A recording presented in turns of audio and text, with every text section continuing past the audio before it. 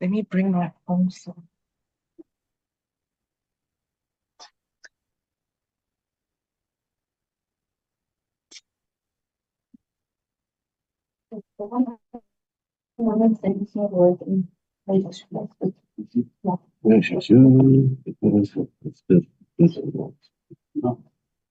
Use from 9 to 11.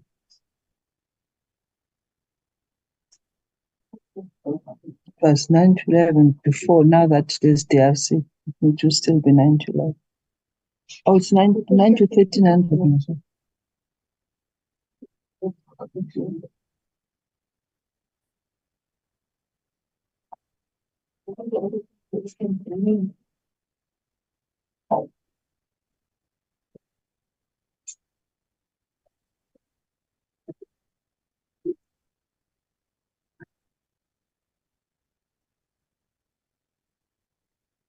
Is it working?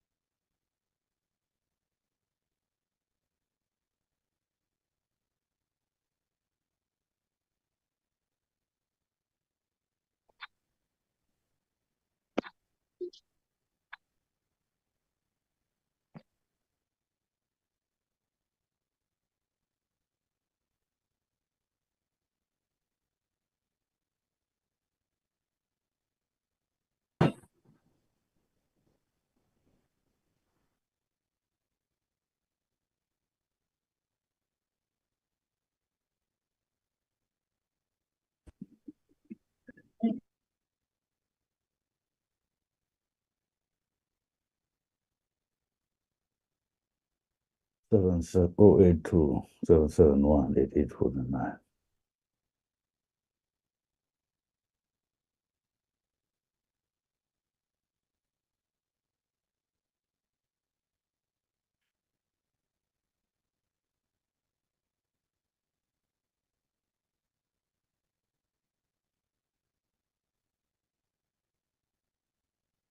Marva? Is it working, Linda? Yes, it is. Perfect. Thank you so much. Pleasure. Bye. Yes. Bye.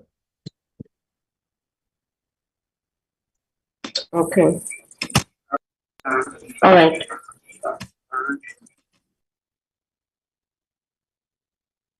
But they must give me sharing rights, no?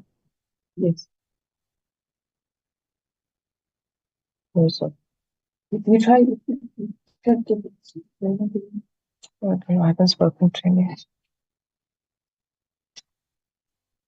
Okay. We can. Morning. How yourself? Yes, not enough space. So please tell me the sharing rights, no? To upload the presentation. As well, no?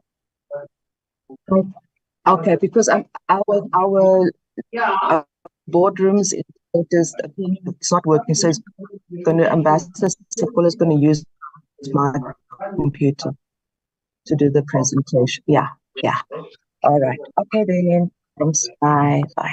It's not different. But now the last time Alex came, no, there was a process.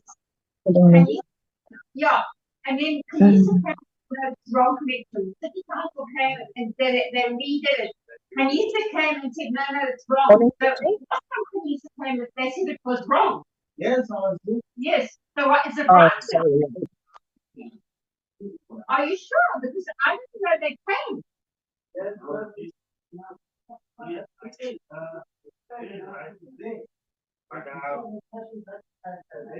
no, next time.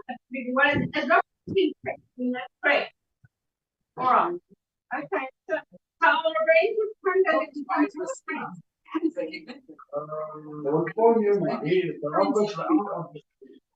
All right. Okay. All right. Have a nice day. Thank you. When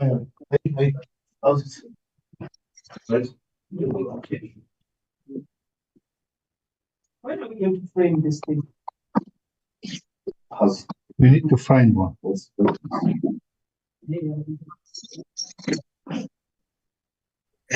Please mute, guys.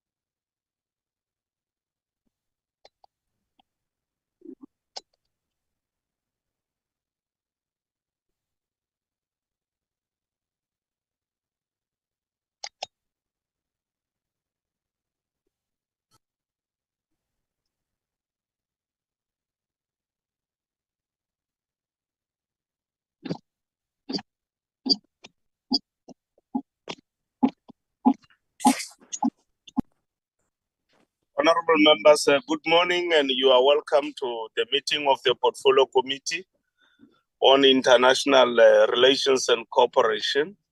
We take this opportunity to welcome our staff from the Portfolio Committee, the staff from the Department of International Relations and Cooperation.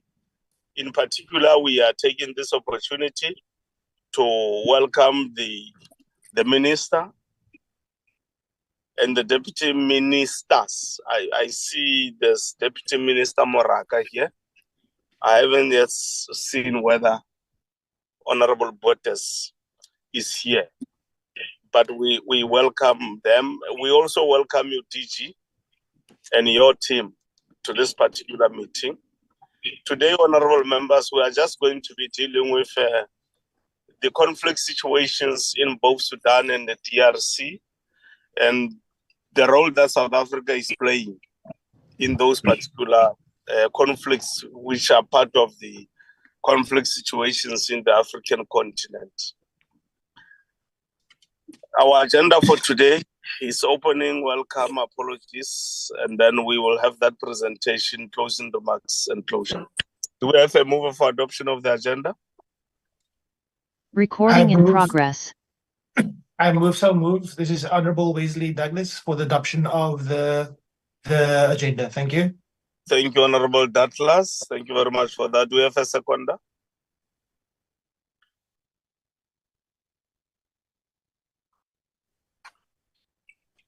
Can we have a seconder for the adoption? Thank you, Chair. Thank you, Chair, and good morning to all the honorable members. I move to second the adoption. Thanks, Chair. Okay, thanks, Honorable Sokanyile.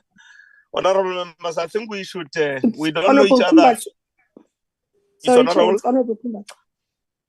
Oh, thanks, Comrade Kumbacha. We don't know each other that well. It will take some time before we know each other very well. So I will request that we introduce ourselves once more. This is Supra Mahuma Pelo, the chairperson of the portfolio committee.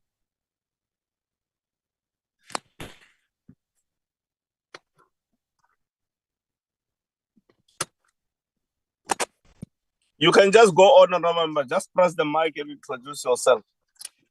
Hi, good morning, honorable members. This is Honorable Wesley Douglas from the Western Cape and from Mkonto Wesley's Way Party. Thank you.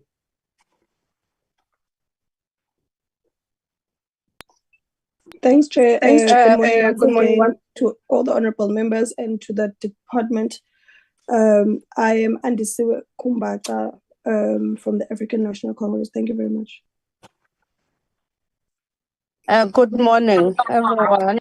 Dear Chairperson, I'm Thokozile Sokanyile from the African National Congress, a member of the committee.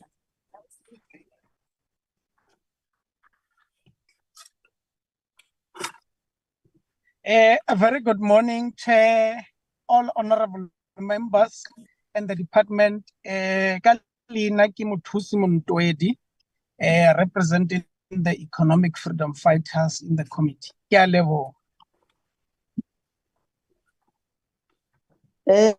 morning, Chair, and good morning, honorable members. My name is Kensani Bilankulu. I'm an alternate in this portfolio committee. Thank you.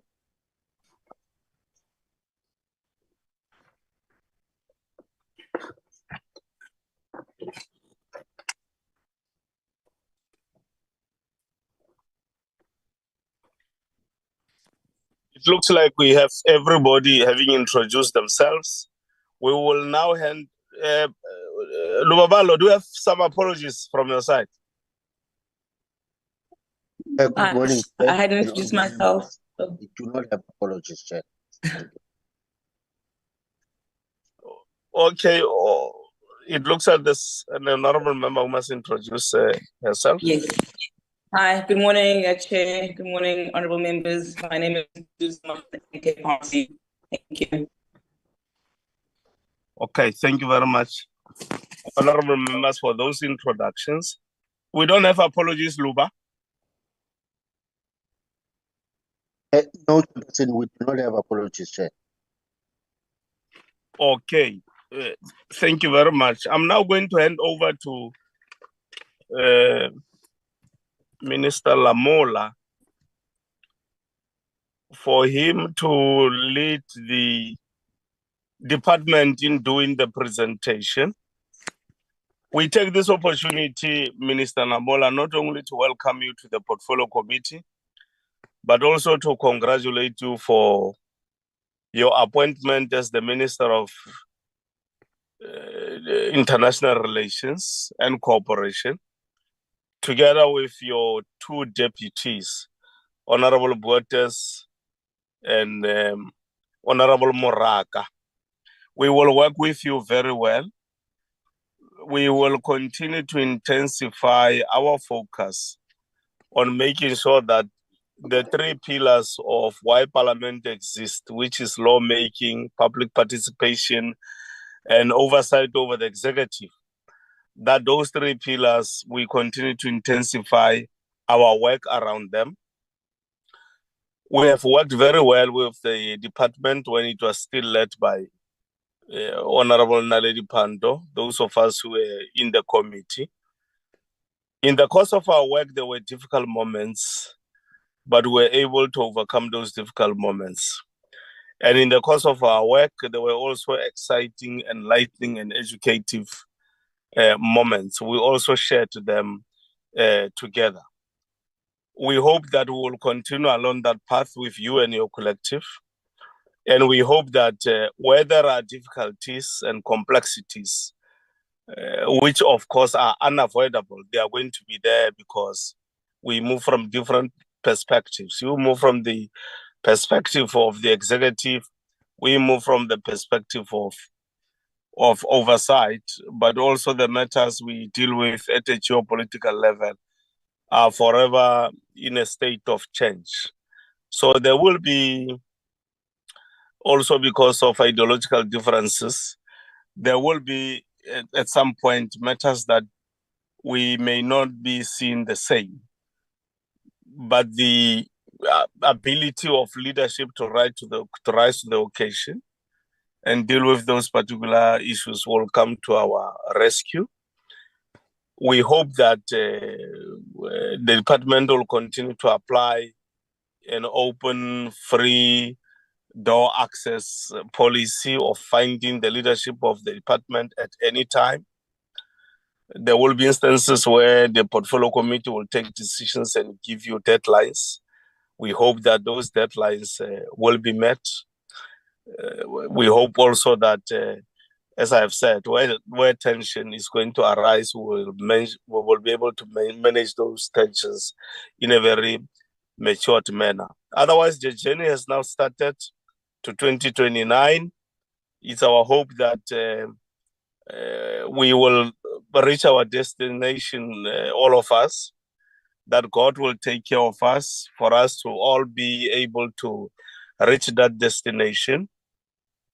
We also hope that at an administrative level, there will continue to be good cooperation between the staff in the portfolio committee and the staff in the ministry in general. There are other areas where there might be a need for us at some point to discuss with the speaker, the deputy speaker, and other members of the presidium of parliament, like it has happened before. There will also be other instances where the chair on his own accord may want to see you as the minister or the deputy ministers, or jointly, or the chair may be accompanied by one or two members to meet with you to discuss this and that issues. There may be instances where we must have a bilateral and so on.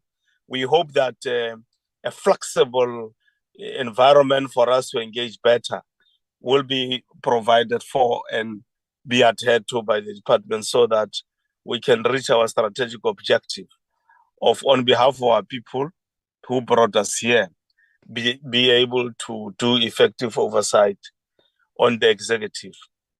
As part of our legacy report, we will be providing you, Minister, with all the outstanding issues that the former committee had dealt with. We will, in the first instance, take the new members through those issues that are still outstanding between us and the department, so that we move from the same wavelength in as far as understanding those issues is concerned, in as far as awareness on those particular issues will be concerned. I'm now handing over to you, Minister. You can do your presentation, and as soon as you are done, we will then have a discussion. We have from now until, if I'm not wrong, 12 o'clock, 12 to have a discussion. We hope it will not be too long, because members have to travel by bus to the sitting, and the buses leave around 12:30 somewhere there. Those who will be leaving around that particular time. Over to you, Ndatelabo.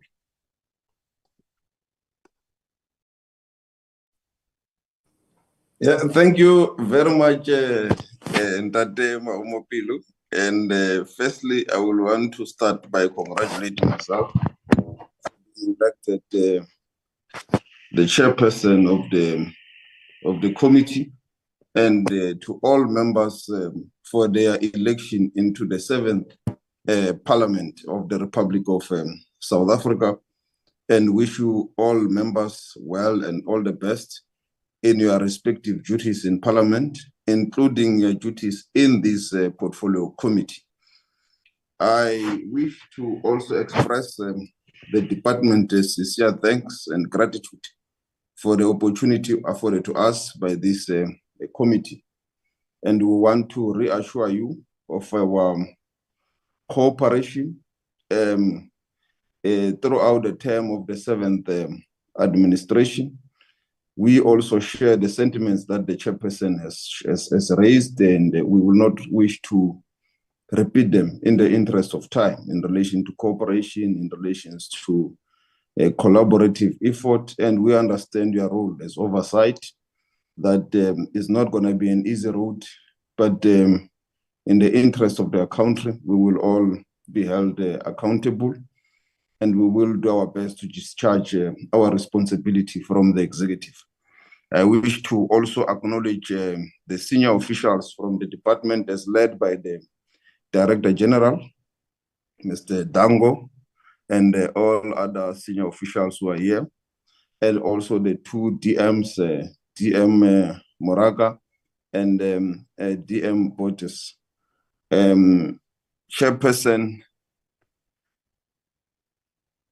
the matter you have brought to us for today in relation to Sudan and the Eastern Democratic Republic of Congo, respectively. These are two nations engulfed in turmoil. Their landscapes are scarred by devastating conflict. In Sudan, the echoes of gunfire and the cries of the displaced reverberates everywhere. The devastation is profound, with countless lives lost and communities torn apart. The cities which used to be bustling with commercial activities have now become battlegrounds. In the eastern region of the Democratic Republic of Congo, the relentless clashes between armed forces and government forces, with also the peacekeeping missions, and millions of women and children are forced to flee, leaving behind everything they once knew. Their loved ones, their lives have changed forever. These wars are not just battles for territory. They are wars on humanity itself. The people of Sudan and the Democratic Republic of Congo face horrors that defy any form of comprehension: violence, hunger, and displacement. The President has paid tribute to the departed souls from our defense forces, and we continue to do so as government, to pay tribute to the departed soul of our defense force members who died in the line of duty in the eastern part of the DRC and some parts of conflict zones.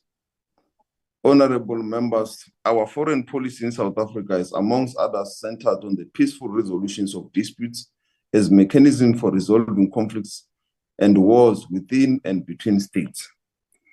For this reason, our country, since the advent of our democracy in 1994, has championed mediation and negotiation as key instruments of engagement to resolve inter- and intrastate conflicts. Throughout the past 3 decades, South Africa has devoted herself towards efforts that promote peace, emphasizing the nexus between peace and development. Without peace, the prospects of development are very minimal or severely hampered. Our diplomatic interventions in the Darfur region in Sudan, the mediation efforts in Zaire, and now the DRC in Burundi, Cote d'Ivoire, Lesotho illustrate this track record of involvement by our country on the continent. The crisis in Sudan and the DRC come in the wake of the progress that the continent has experienced in consolidating democracy, in line with the mission and agenda of the AU of silencing the guns. These conflicts threaten and underpin development efforts, and if left unattended, will derail the democratic gains Africa has achieved in the past 2 decades. That is why now,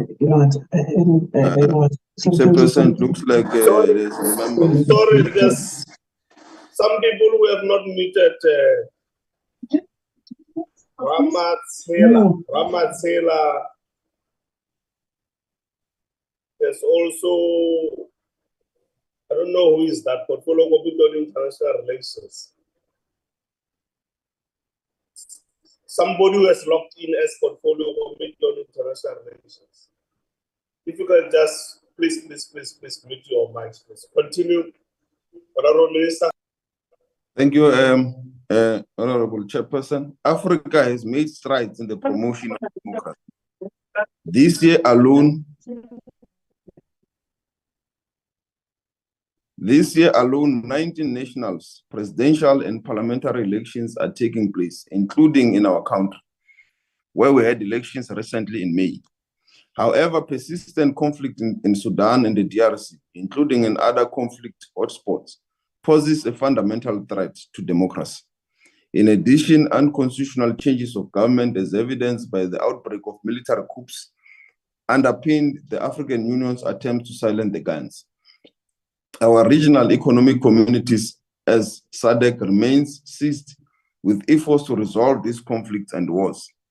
Since April last year, the people of Sudan have suffered from a debilitating conflict which has already left so many destitute.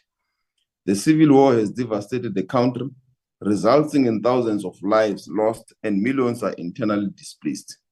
Similarly, thousands of Sudanese have become refugees in neighboring countries. The state of Sudan has effectively collapsed, with the government not controlling major parts of the territory. The economy is being devastated, with major disruption to the oil industry, a major contributor to Sudanese economy. Other economic sectors have been adversely affected. The port of Sudan, which remains viable, is equally not in a secure situation should there be further escalation.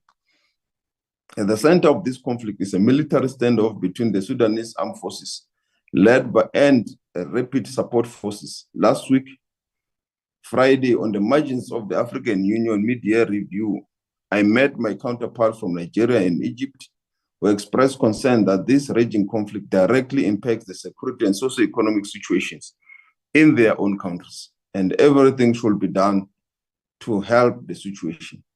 There is now a serious risk that the conflict could substantially ignite regional instability from the Sahel to the Horn of Africa and the Red Sea. Honorable Chairperson and members, the Sudanese actors from all sides of the conflict have contacted South Africa to assist. In this regard, President Ramaphosa has hosted the Vice Chairperson of the Sovereign Council of Sudan and the leader of the opposition Rapid Support Forces, General Abdel Fattah Burhan. Similarly, the president looks forward to hosting the leader of Sudan and the head of the government Sudan Armed Forces, General Mohamed Dagalo, at mutually convenient time. Therefore, South Africa stands ready to continue facilitating a process that can bring them together in the interest of peace. And we continue to support AU peace initiatives in this regard. And immediate priorities for the warring parties to cease hostilities, observe a ceasefire, and begin negotiations to transform the country to a peaceful and democratic future. It is equally important that the regional body, the Intergovernmental Authority on the Development, the African Union, and the United Nations play an important supportive role, including the need for the various mediation initiatives to play a positive role. Constructive mediation is essential and should avoid actions that may exacerbate tensions. Honorable Chairperson and members, South Africa regards the development in the Eastern Democratic Republic of Congo as a threat to our regional peace and security. The people of the DRC, a country with vast natural resources and enormous potential, has been experiencing instability in the part of the country for many years. South Africa has historically played a constructive role in the efforts to promote peace, security, and stability, as well as the post-conflict reconstruction development in the DRC and the Great Lakes region. As far back as 1997, when President Mandela brokered peace between leaders Mobutu Sese Seko and Laurent Kabila, President Mbeki in 2002 facilitated a Congolese dialogue, which led to the adoption of the DRC's of the transitional constitution. On several occasions, President Ramaphosa met President Felix Tshisekedi of the DRC and emphasized the need for the conflict to be resolved, including the importance of full restoring the country's territorial integrity. To this end, President Ramaphosa remains committed to ensuring that the Luanda process is ultimately succeed. The DRC has significant economic potential. Its stability is extremely important for our region. The South African government continues to be actively involved in pursuit of peace, stability, and security in the DRC. South Africa has been a troop contributing country to the Force Intervention Brigade since 2013 to the United Nations Stabilization Mission in the DRC, the MONUSCO. Following the escalation of the conflict in May 2023, the region approved the deployment of the Southern African Development Community, SADC mission in the DRC to help restore peace and security in the Eastern DRC. The SADC apart from its military stabilization role, also emphasizes humanitarian coordination and respect for human rights during its operations. The force operates according to the SADC rules of engagement in compliance with international laws and the laws of the DRC. As South Africa contributes a large number of troops to the SAMDRICS, the position of the force commander has been allocated to South Africa. Tanzania and Malawi are the other troop contributors to the mission. South Africa's commitment to SAMDRICS is illustrated by the pledging of a brigade with a total of 2,206 personnel. Regretfully and sadly, since SAMDRICS deployment, the South African National Defence Force has suffered the losses of roughly 5 personnel in the area and numerous injuries. In its capacity as one of the guarantors of peace and security cooperation framework, South Africa is dedicated to supporting the DRC in achieving sustainable peace, security, and stability. It will continue to collaborate closely with the AU, SADC, and the international community. Honorable Chairperson and members, in conclusion, I wish to reiterate that it is in South Africa's national interest to remain engaged in efforts to promote peace, stability, and security on the continent. Resolving the conflicts in the Sudan and the DRC will go a long way towards enhancing economic development in the countries. The citizens of these countries, including those yearning to return home following displacements, expect stability and the opportunity to restore their livelihoods. South Africa, working with other countries, the SADC and the AU, will continue to extend its hand of support to find long-lasting peace in this conflict zone. With these introductory remarks, Honorable Chairperson and members, may I now invite the Acting Deputy Director General for Africa for the Department, Ambassador Siopolo, to make a detailed presentation on the Sudan and the DRC conflicts. Thank you, Chairperson. With your indulgence. Yes, thank you very much, Minister. No problem. That is so cool. Over to you.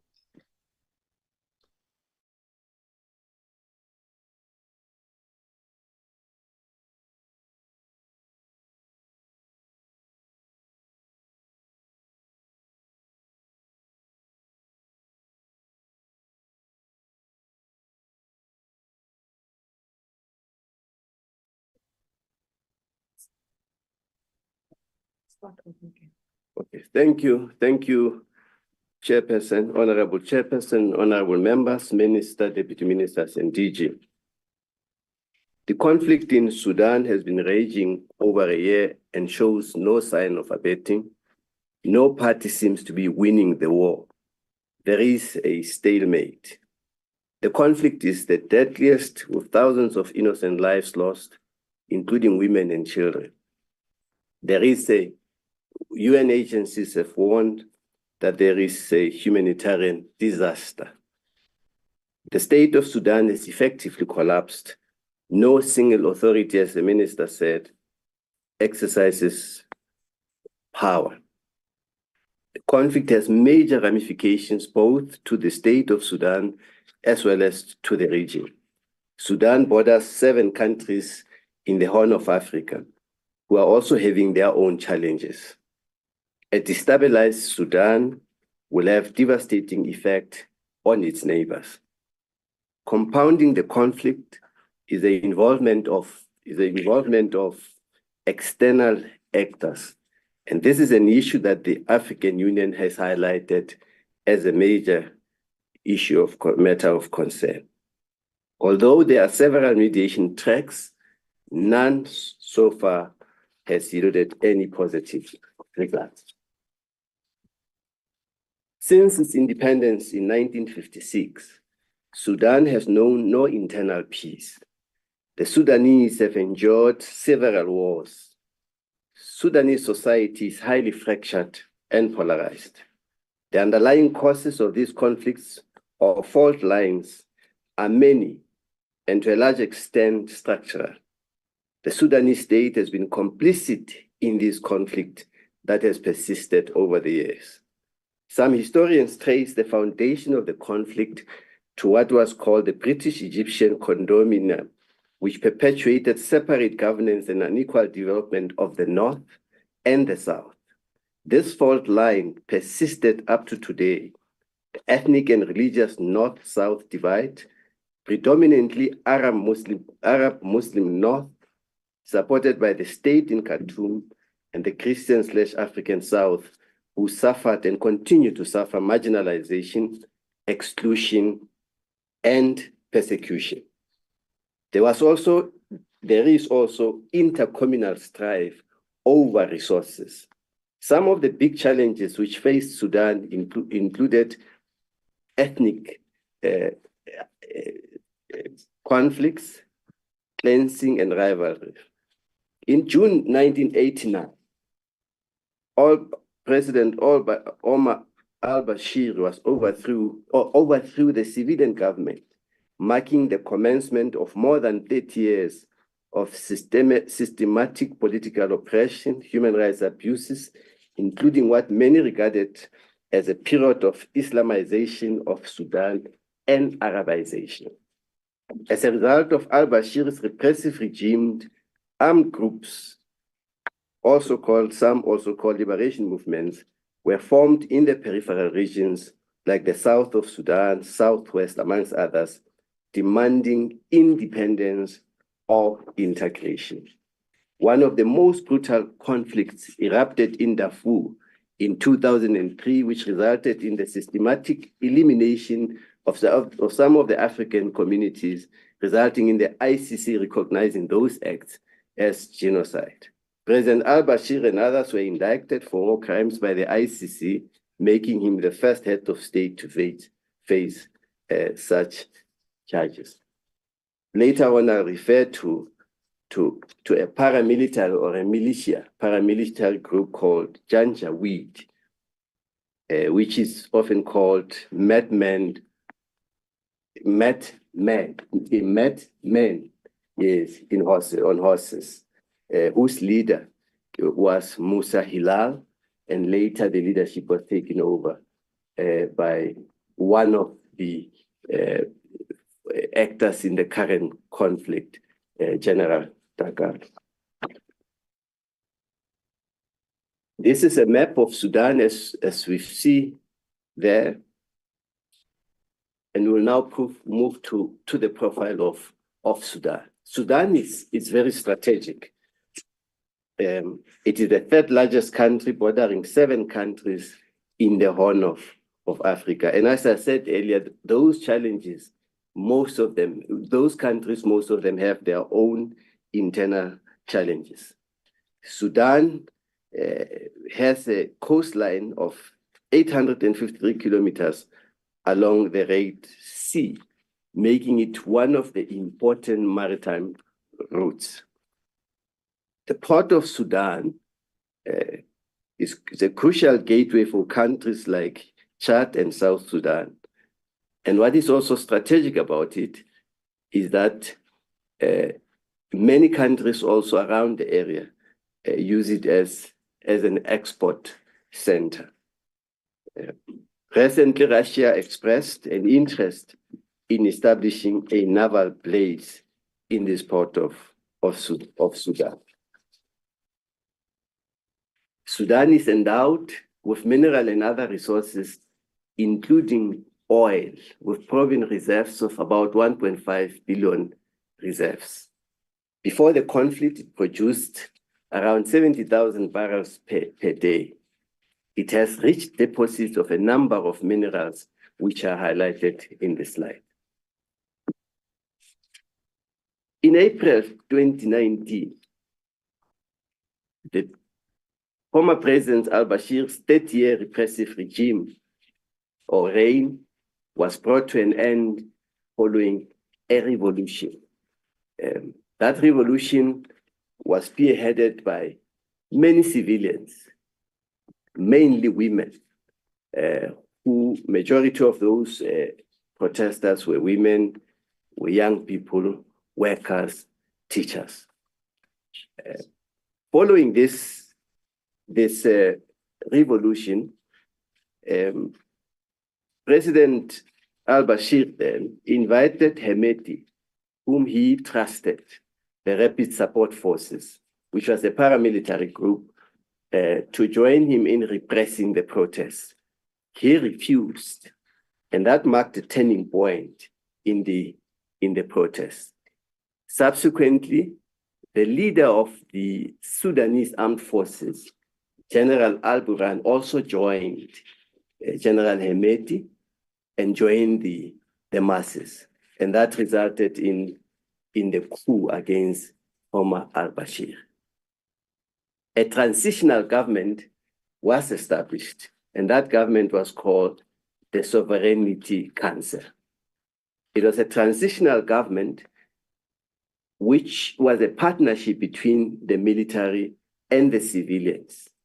It was agreed then that for a period of 21 months, the military, under the leadership of General Al-Burhan as the president, the deputy is General Hemeti Dagalo, as the military will constitute the presidency, and the prime minister would be Dr. Hamdok. It was agreed that this arrangement would last for 21 months, and for 18 months, power will transfer to the civilians, presumably under Dr. Hamdok. After 21 months, the two generals refused to relinquish power to the civilian government, and a coup happened. He resigned, and after protest, they brought Dr. Hamdok back in November in 2021. But he didn't last.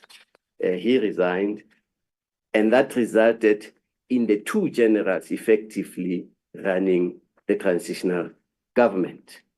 They reneged from the commitment they made to set a process in motion that would result in a consultative process to determine the nature and the character of the state and the government of Sudan. There were questions that would have to be answered according to the agreement, whether that was going to be a secular government or it was going to remain, have the character that it has as an Islamic state. Two leaders, General Al-Burhan and General Hemeti, took the reins, and it didn't take long, then disagreement erupted. An armed conflict ensued between the two, and that conflict lasted since April until today. As of today, it's understood that General Hemeti controls almost 50% of the territory of Sudan, whereas which means 8 out of 18 states, although the picture and the outlook of the war changes, but more or less the two have reached a stalemate. General Hemeti is understood, General Al-Burhan is understood to be in control of the mainly densely populated states. This war, honorable members, honorable chair, as I said, is devastating. Thousands of lives were lost. Many people fled to neighboring countries.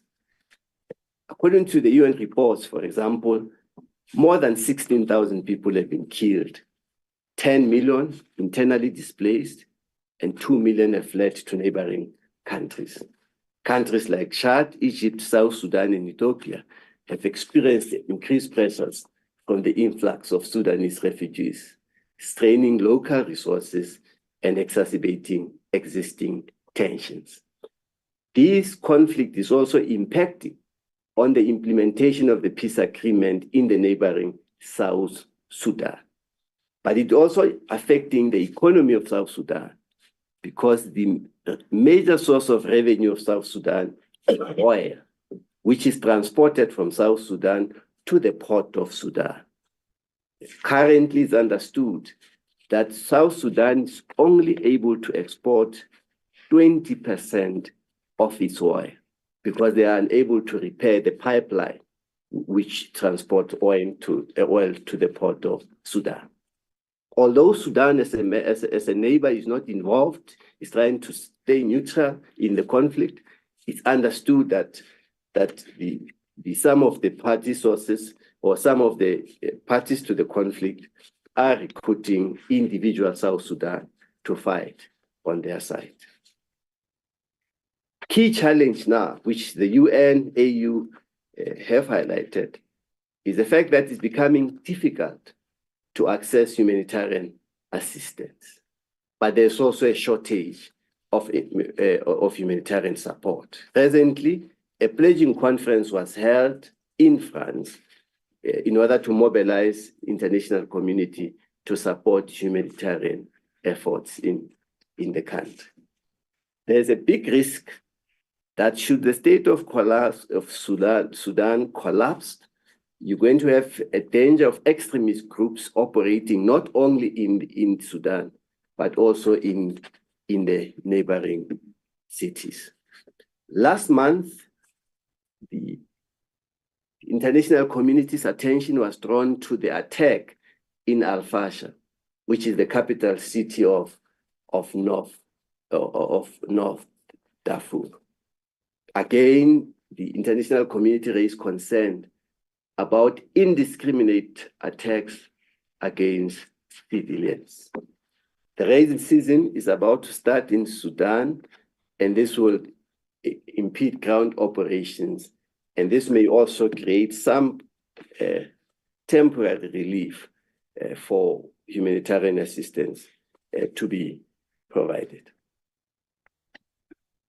There are many mediation tracks that have been initiated.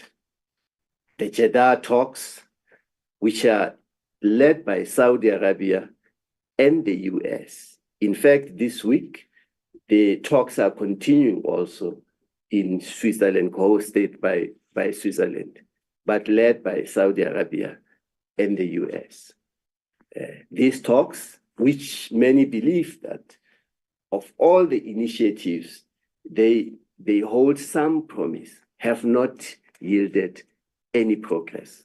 For example, the focus of the Jeddah talks was on ceasefire and appealing to both parties to allow the provision of humanitarian support. There's also the efforts by the African Union, the AU high-level panel on Sudan, which also is aiming at putting a process in motion towards a lasting peace. It started its work at the end of January this year, but it hasn't as yet produced any concrete results.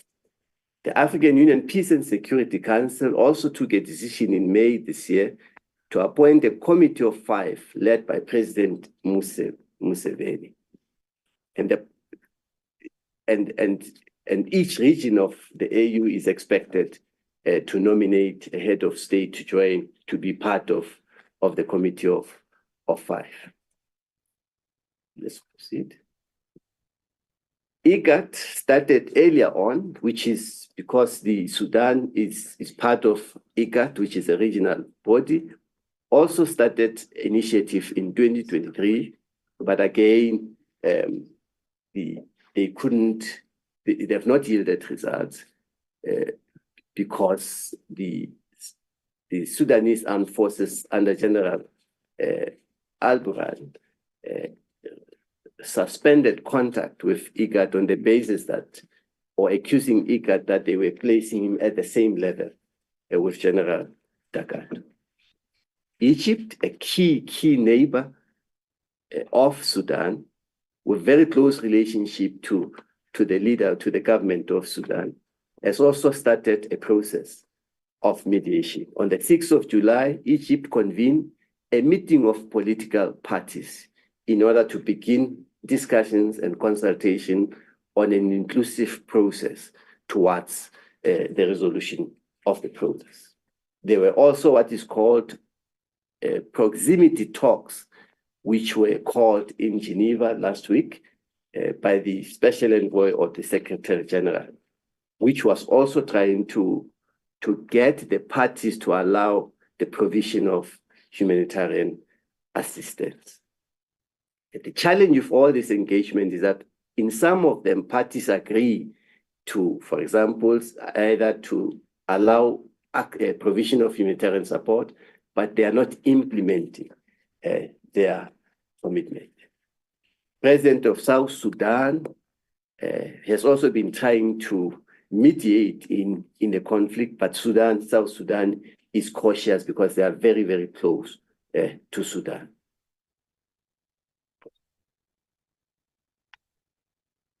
Now, earlier on, I indicated that in the north, in the southwest of Sudan, there's a region called Darfur, which is largely populated by the African Sudanese. And that is where one of the most ferocious and devastating conflicts took place over the years. And in 2003, a genocide was committed there. The ICC took an interest in the matter, and that resulted in the indictment of some of the members of the Sudanese government, including President al-Bashir. Again, now recently in Darfur, the international community's attention was drawn to allegations of genocide committed. And this has resulted in the prosecutor of the ICC announcing an investigation into what happened in Darfur. There is also, whilst calls are being made for parties to end the conflict and begin an inclusive process to bring an end to the conflict, but there's also a call for an end to impunity. And that is why the involvement of the ICC is quite crucial to look into the acts into the genocidal acts committed in the area. The situation in Sudan has also drawn the attention of the United Nations Security Council, and the AU Peace and Security Council has also taken keen interest. In fact, in the recent meeting of the AU Peace and Security Council, the issue of the involvement external partners, countries in the conflict was also discussed, and a decision was taken that we should explore the possibility of sanctions being employed against those who are fueling the war. South Africa has been seized with this conflict in South Sudan. Other than participating in the discussions at the AU level on the matter, South Africa has supported all these initiatives. Twice, as the minister indicated, the vice chair of the transitional government, Mr. Malik, visited South Africa last year and this year for a meeting with our president, where he updated the president on the situation on the ground from a point of view of the interim government, but also indicated to South Africa that Sudan wishes the African Union to play a much more active role in resolving the conflict. The president also had a telephone call with General Al-Burhan and also met with General Dagalo. While South Africa supports the regional initiatives and others, but it has taken a view to directly engage with all the parties. And in all those interactions, South Africa made it clear, raised its concern about the conflict, called for the end to the conflict and the commencement of an inclusive process to transition Sudan to a peaceful and democratic future. South Africa will continue to engage with the parties. This is a protracted conflict with many underlying causes. And I think it is very important that as we chart the path to the future, the root causes are also part of the discussions when the real inclusive discussions commence. This is the end of the presentation, Honorable Chair.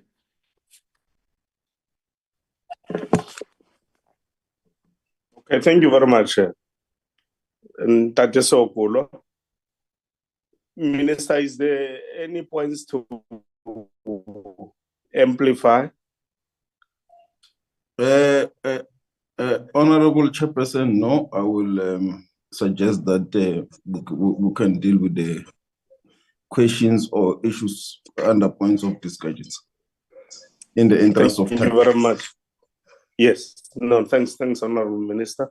Members, there's the presentation. We can now take hands for either clarity or comment or a question.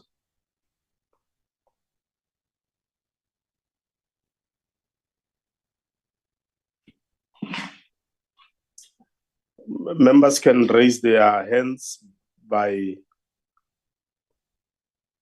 either pressing the button or a member just indicating to the chair via a speaker. Chair, now I'm struggling to raise a hand. I don't know what's happening to the. Yes, that's why. That's why I'm saying you can just say, Chairperson, please recognize me if you are struggling to raise your hand. Honorable Datlas. Thank you, Mr. Chair.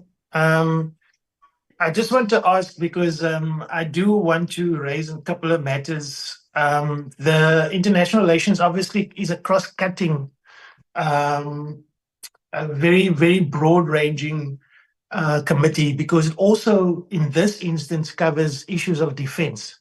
And it covers issues around SADF because our interventions in these multinational forces, etc., is of a military nature. So I wanted to find out if it's out of order for me to raise one or two issues that I have around how SANDF is conducting itself in these things because our people are dying over there.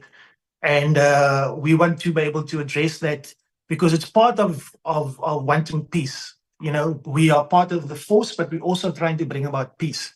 So I'd like to know if I would be out of order of just asking one of two. Maybe I can reserve it for the end of both the presentations. But yeah, I'd just like to get some clarity on that, Mr. Chair. Thanks, Honorable Datlas. You can proceed with any question. It will be up to the Honorable Minister to indicate during the responses whether he's able to respond to the question or not. Okay, thank you. So some of the questions that obviously affect the impact of South Africa's intervention in conflict regions is things like the absence of permanent appointments for crucial roles such as the Secretary of Defense and Chief Financial Officer. And it hinders strategic defense making and financial management. And it does also impact on-the-ground operations. And then we are really worried about the fact that these missions in these conflict areas have completely underfunded deployments. The ongoing shortfall in funding of SANDF deployments, particularly in these areas, leads to our people dying on the ground. So these are just a few of the problems. And then there's high expenditure on contractors. So there's a couple of things like that, an irregular expenditure that is leading to operational deficiencies on the ground and leading to the death of our soldiers in these conflict regions.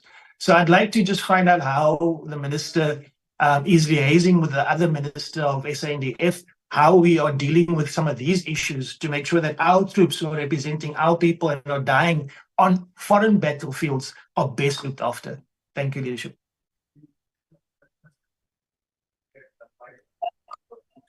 Thank you very much, Honorable Datlas.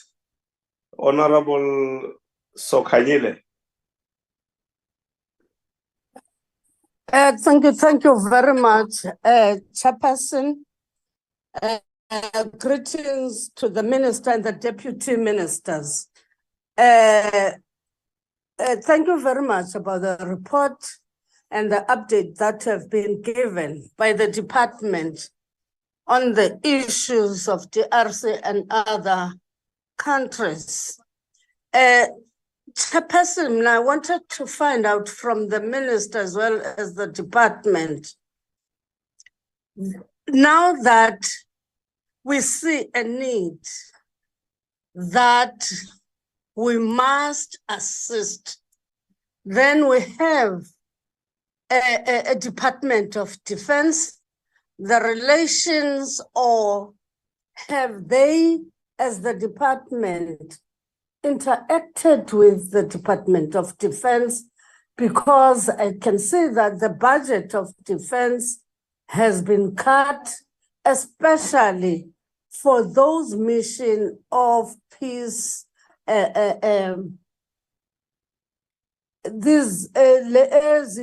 peacekeeping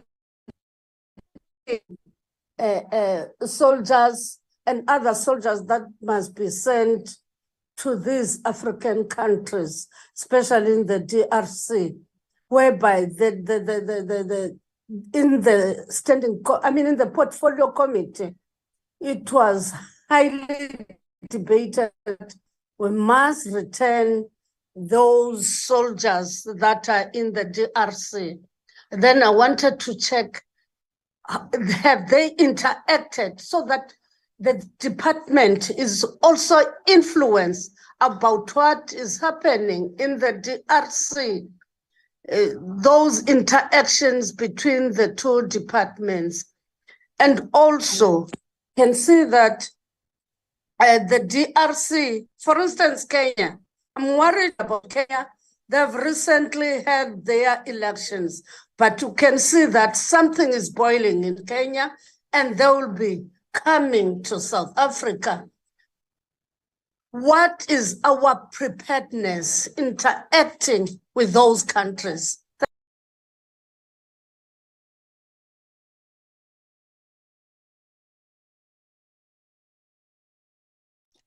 Are you done, Honorable Ma'am? I'm done, Chair. I'm done. Thank you. Okay. We will now take Honorable Powell, followed by Honorable Kumbaka, Honorable Mutusi, Muntwedi, and then Honorable Sokanyile, in that order. Oh, there's also Honorable Smith. In that order, Honorable members. Honorable Thank you very Powell. much for the presentation. It was very interesting to listen to, and I think we've been waiting for these presentations for some time. So thank you very much. I think that it would, of course, be remiss of us as South Africans to be sitting in this committee and not acknowledging our own failure to have made a genuine impact in halting the bloodshed and the violence in 2015, when, of course, President Jacob Zuma's government did not execute the ICC arrest warrant that had been issued for Omar al-Bashir, and in fact allowed President Bashir to flee the country in a helicopter without having requested the NPA to issue and transmit the arrest warrant, which was, of course, the DA's concern regarding the BRICS conference last year, which is, of course, why we approached the NPA for such a declaratory order.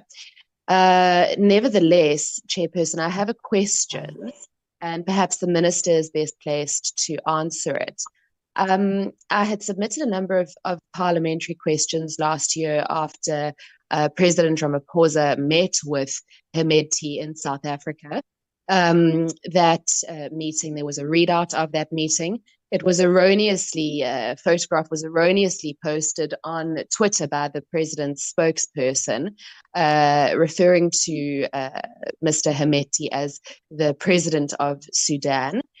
Nonetheless, my parliamentary questions were not responded to, and essentially what we were inquiring as to was the purpose and the nature of Hemedti's visit to South Africa and the details of the discussions with the presidency.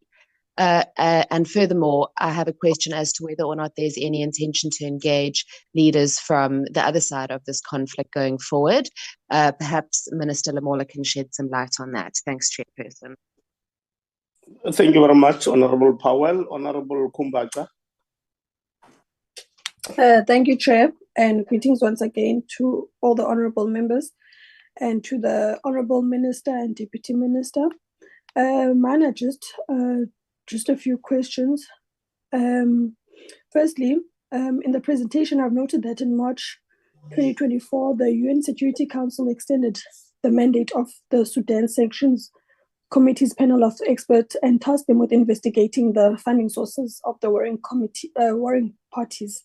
So I just wanted to check, has there been any update on this matter, on the investigation on the funding sources of these warring parties, as I believe that these external interests must be identified in case we have any relations or diplomatic relations with them. And also, this will also assist in the efforts being taken not only by the UN and AU, but also aid our own efforts that we're trying to take in the Sudan state. Furthermore, I also noted that the president met General Dagalo of the Rapid Support Forces and twice with the president of Sudan. So I just want to check if there's been any report or update on those engagements, and if there were any progress timelines in place, how far have they gone? And then lastly, I just wanted to check if there are any other accountability tools being taken in Sudan to bolster our efforts for them to end their war crimes. I see that they were suspended from their participation in the African Union by the African Union Peace and Security Council, but on the 6th of June 2019. But I just wanted to check, are there any other accountability tools being taken since then? Yeah, thank you, Chair. And I also think the work being conducted, especially in South Sudan, is very commendable by the department and by South Africa itself to ensure that conflict resolution ensues. Thank you very much, Chair. Thanks, Honorable Kumbacha. Honorable Mutusi Muntweni.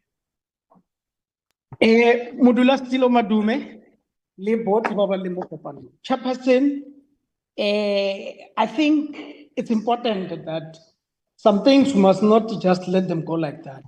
We need to really commend the South African government for not arresting Omar al-Bashir, because problems in Africa needs African solutions. No ICC must tell us on how to deal with problems in Africa. Having failed to deal with problems where the UN has been actively involved in bringing about all those problems in other parts of the world. Now, the other thing, Chair, is just to send a message of condolences to members of the SANDF who departed in those foreign missions, specifically a family member, Captain Kopani from Matapaning village in Taung. Chair, the presentation that we received around Sudan, there are root causes of these wars in Africa. And I think I don't need to remind us on what are these root causes of conflicts in Africa, which in the main emanates from fighting for control of the natural resources in Africa, and with specific reference to South Sudan, the oil, and then being closer, I think the presenter said about 850 kilometers along the Red Sea, the Nile, and the ethnic cleansing, which actually don't make the people of South Sudan different from the challenges that we are having in Palestine. Now, we know the root causes. I want to ask from the government to say, are we deliberate enough? Are we deliberate enough on ending the war in Africa? But I agree for now, we are only speaking about, we received the presentation about Sudan, which is actually just a year old. Are we deliberate enough in terms of our intervention by sending our soldiers there? Is there a program where all the intervention forces in Sudan actually come together and plan in terms of how do we deal with those problems in Sudan? And the other question, Chair, may only be is there any soft power deployed in South Sudan? Because the minister in his opening remarks spoke of, hunger, people being displaced. Are there any soft power that we have actually deployed into that part of the country? Now, the president also spoke about the interest on Russia on establishing a naval base in Sudan. Knowing the interest of Russia as one of the progressive internationalists, how far is that process with regards to that? Perhaps, are there any effort of South Africa, through its mission in that site to really, call on the progressive internationalists who should be able to come and deal decisively in quelling this conflict that we're having in Africa, especially in that part, since Russia has actually shown interest to as far as establishing that base there, which may come very handy, Chair, in terms of creating the much needed stability in that part of Africa. And as I conclude, Chair, as I said, problems in Africa needs African solution. That's why we have always believed that we need to have one military in Africa that should be able to be properly guided. Because the problems in Sudan, Chair, they affect the whole region of the Sahel there. You spoke, Minister said on the sidelines, met the Nigerian counterparts who are actually raising a concern. How deliberate are we in terms of resolving these conflicts? And lastly, Chair, these peacekeeping missions in the form of organizations that come from the UN, how certain are we that they are not feeling part of the problems there?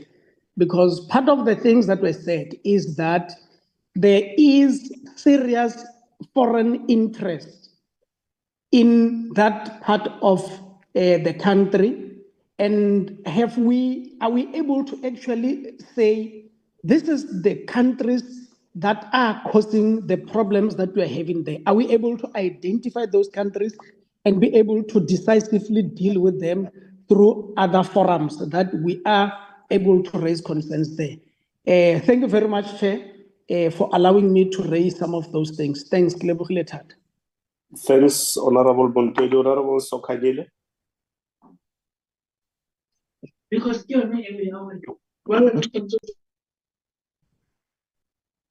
Honorable Sokagile.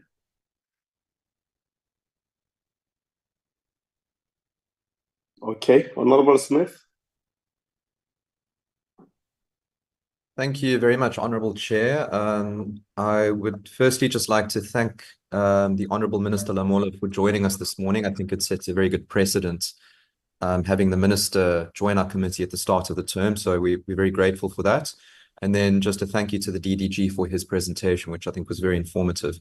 I have a few questions. I'll try to keep them as brief as possible. The first pertains to humanitarian aid that's provided in Sudan at the moment. The presentation spoke to obviously the regional impact of the conflict on Africa, especially in the sort of Horn of Africa moving into Central and Southern Africa. We know that a lot of the displacement is as a result of citizens seeking humanitarian aid. I know that this was temporarily withheld by the United Nations and the USA as a means to try and spur on diplomatic talks. But to what extent is South Africa potentially, by means of the African Renaissance Fund, exploring humanitarian aid or the provision of humanitarian aid to Sudan, given that the ARF's mandate is primarily African focused? And then I would like to just ask, there was a very broad reference made in the presentation to external actors having an influence in the conflicts. And I think the previous speaker, the honourable member from the ANC, made reference to this as well. But there have been several reports of the Wagner Group's involvement in the conflict, which we know is the militia wing of the Russian Federation, that it is very instrumental in destabilization efforts in Africa, as well as reports of Iranian-supplied drones to one of the factional parties in the war in Sudan. So there is most definitely an international interest in this conflict. And from those two nations in particular, they don't seem to be fostering any democratic efforts in Sudan. Now, I mean, South Africa is a member of BRICS, so is Russia, and Iran is one of the newly appointed or soon to be one of the new members of the BRICS forum. How are we using the BRICS Parliamentary Forum, for example, to raise these issues given the threats to stability that they pose to the African region? And we are the only African country that is represented on the BRICS Forum. So how are we using our diplomatic weight there to address these reports? And is South Africa actually investigating this? Are there any intelligence efforts to look at the Wagner Group's involvement in the Sudanese conflict and Iran to that effect? And then I just wanted to make reference to the African Union's efforts, and I want to make mention in particular to the 5 states, excuse me, to the presidents of the states that were nominated to assist with peacekeeping talks and diplomatic talks. One of them was Yoweri Museveni, the president of Uganda. My worry with this is that President Museveni is currently serving his 6th term. So he doesn't necessarily come from an African state that stands for democracy. And neither does President Putin, for example, who's been in office for just over 20 years. So to what extent is South Africa calling out the sitting members of states who are supposed to be facilitating democracy in Sudan, but who don't facilitate it in their very own countries? And how is South Africa, as a promoter of our own constitution, of which democracy is one of the bedrocks, actually just calling this out? Because I do think that it's a pointless effort if we have African leaders attempting to intervene in the conflict in Sudan when they themselves are not fervent promoters of democracy in their own regions. So if the department could just elucidate on that, I would appreciate it. Thank you. Thank you very much, Honorable Smith. Honorable Zuma Sambudla.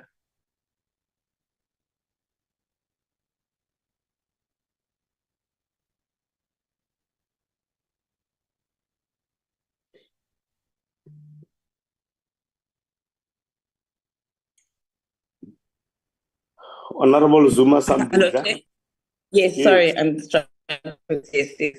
Hi. Thank you, Chair. I just want to state that the MK Party stands in full solidarity with South Sudan, with the people of Sudan and the DRC, and support their right to self-determination and peace, and peace-free with the Western interference of and exploitation. And I just want to say that the criticism of the DA on President Zuma for protecting Omar al-Bashir ignores the complexities of Sudan's internal politics and the role of the Western nations in destabilizing that particular region. President Zuma's stance was rooted in protecting African sovereignty against external manipulation. So the hypocrisy of the DAs and the selective outrage over the African leaders such as President Zuma and al-Bashir is very hypocritical, because they remain silent on Western leaders' actions that have contributed to the conflicts in Sudan, in the DRC, and surely in Africa, honestly. So the DA's alignment with Western policies perpetuates the exploitation of African resources, which has been a significant factor in the conflicts in Sudan and the DRC, and again throughout Africa.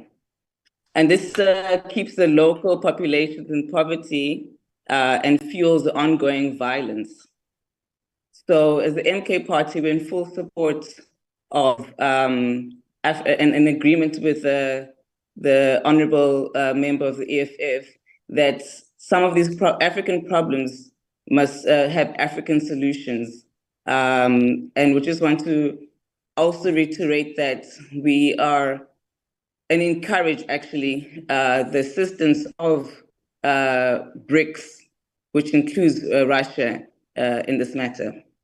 Thank you. Thank you very much, honorable members.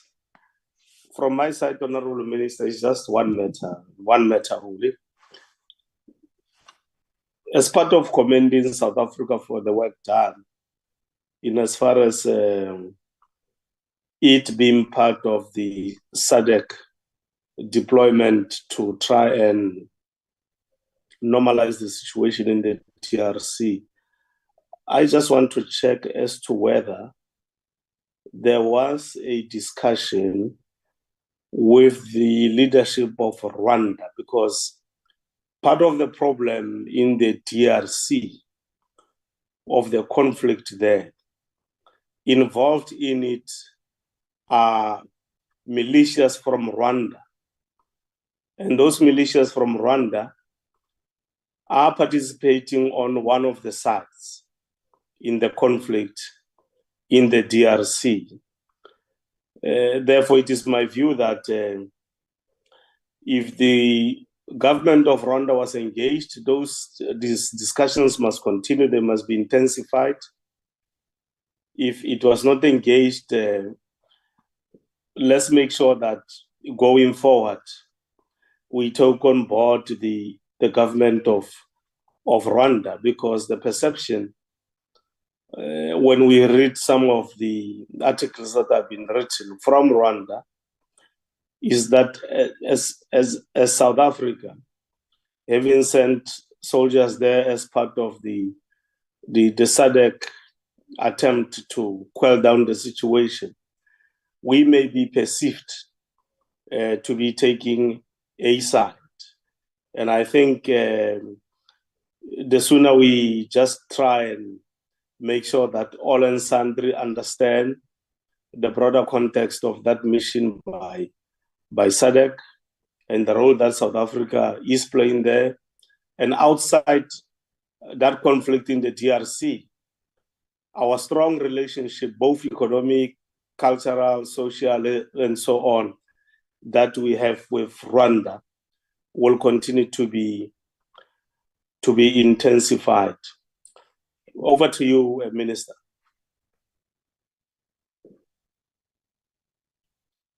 Yeah, thank you very much, Honorable Chairperson. With your indulgence, I'll request that we allow Ambassador Siokolo to respond to some of the questions, followed by the DG, Mr. Dango, then I will be the last. Thank you, Minister. No problem. Oh, thank you, Minister. Thank you. Thank you, Honorable Chairperson.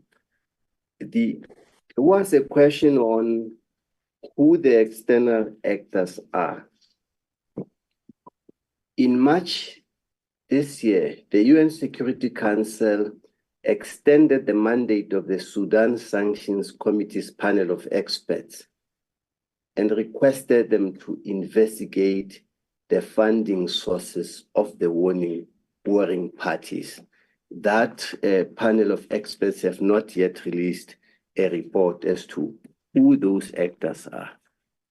Secondly, also the African Union Peace and Security Council, in its recent meeting, mandated its subcommittee on sanctions to also identify all external actors supporting the warring factions militarily and financially, and to propose containment measures. That report from the AU subcommittee is expected in September 2024. So we'll have a clearer picture, honorable members, as to who those actors are once these committees have been, duly mandated committees have done their investigation. There was also a question as to whether through the African Renaissance Fund, we have provided humanitarian support. I request that I leave that to the Director General in terms of the ARF, the possibility of humanitarian assistance to South Sudan. The other question that was asked is in terms of the question as to what the discussions were between the President, or engagement between South Africa and General Dagalo Hemeti. in all South Africa's engagement with the parties, one, the South Africa reiterates its call for the end to the conflict. That's a general message that has been conveyed to General Alburan, to his vice chair, as well as to General Dagalo Hemeti. Secondly, South Africa also raised concern about the loss of lives, humanitarian crisis that this conflict has resulted in, displacement of internally displaced people, and the need to ensure that an inclusive dialogue is initiated that would involve all the parties. This is the general message that has been conveyed to all of them, which is also contained in the press statements that were released after those engagements. So the same happened to General Dagalo when he came to South Africa this year.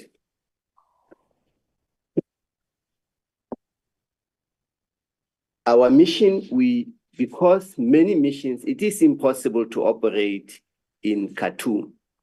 There is no, it is not possible to live in Khartoum. Most missions left, and we have temporarily, we have transferred all our officials to other missions, and the head of mission has been temporarily relocated to Ethiopia in order to conduct liaison with all the parties from Sudan and provide the necessary support from our mission in Addis Ababa.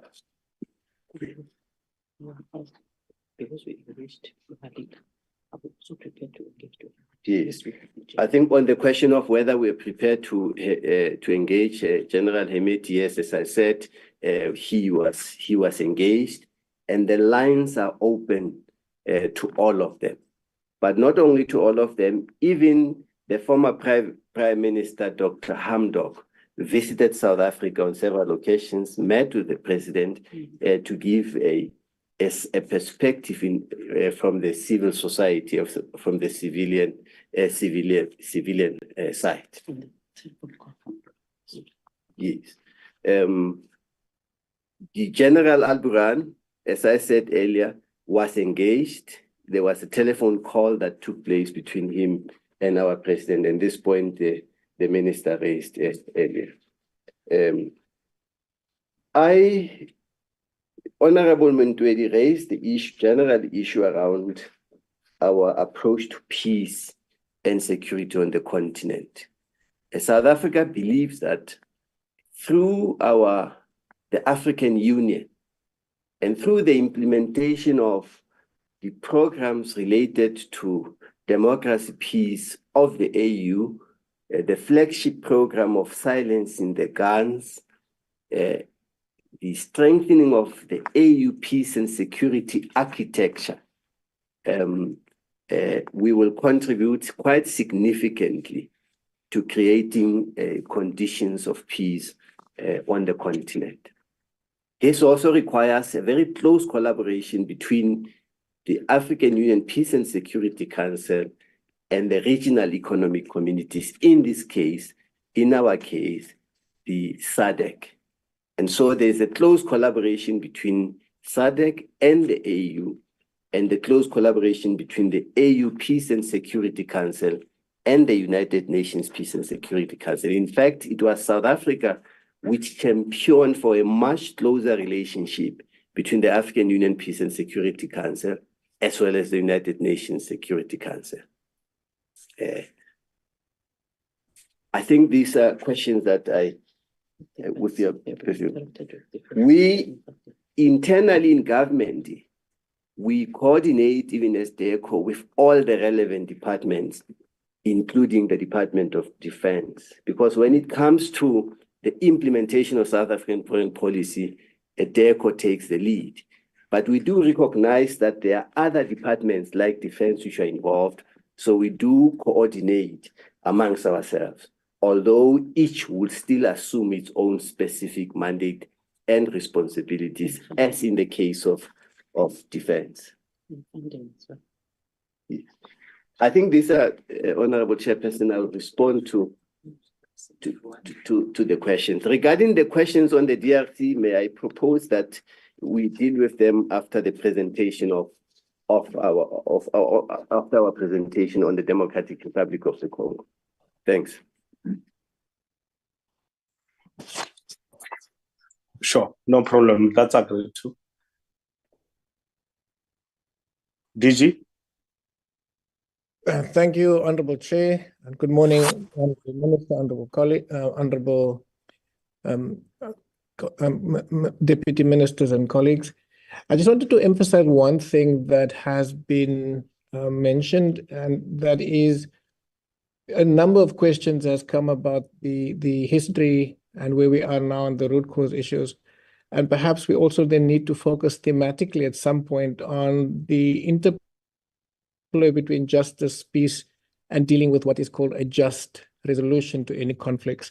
I think the lessons from Sudan over the last few decades is that if we do not deal with the root cause issues, but also deal with issues of impunity, we have a situation that can be called, as was presented to the Security Council, as play, rewind, and repeat, where the same actors involved in atrocities are then involved in peace talks, then become parts of sort of interim governments, and then the conflict begins again because the root cause issues have not been dealt with, and the impunity then leads to cycles of violence that leads to forever mini wars on the continent. And this is something that we are quite cognizant of, and that's why our presentation was so detailed in terms of the history and some of the touch points.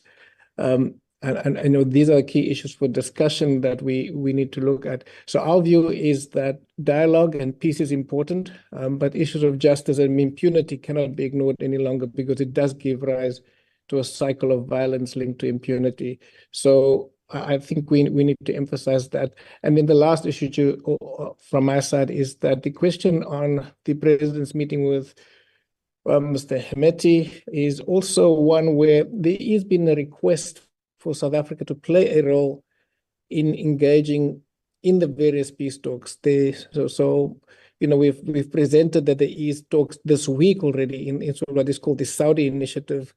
But there are also concerns about the ability of this initiative without actors like South Africa playing a role to be successful. And this is why these meetings are taking place. And the Hemeti meeting in particular was facilitated by civil society engagements in South Africa around peace engagements. And our president was then asked to meet with Mr. Hemeti on the sidelines of those kinds of meetings. So we will play a role, but our role is cognizance of building peace, justice, but not ignoring the issues linked to justice and impunity. So I just wanted to emphasize that, Honorable Chair, Honorable Minister. And perhaps a last caution in essence is that we do deal with very sensitive issues in this committee and a very public platform, and maybe there are some issues that when we have briefings on conflict areas where we are playing a mediation role or an engagement role, that, Honorable Chair, we may want to have some of these meetings in person because there are some issues that we really can't talk about openly on a public platform like this. Thank you, Chair. Okay, that's taken note of. Honorable Minister, over to you.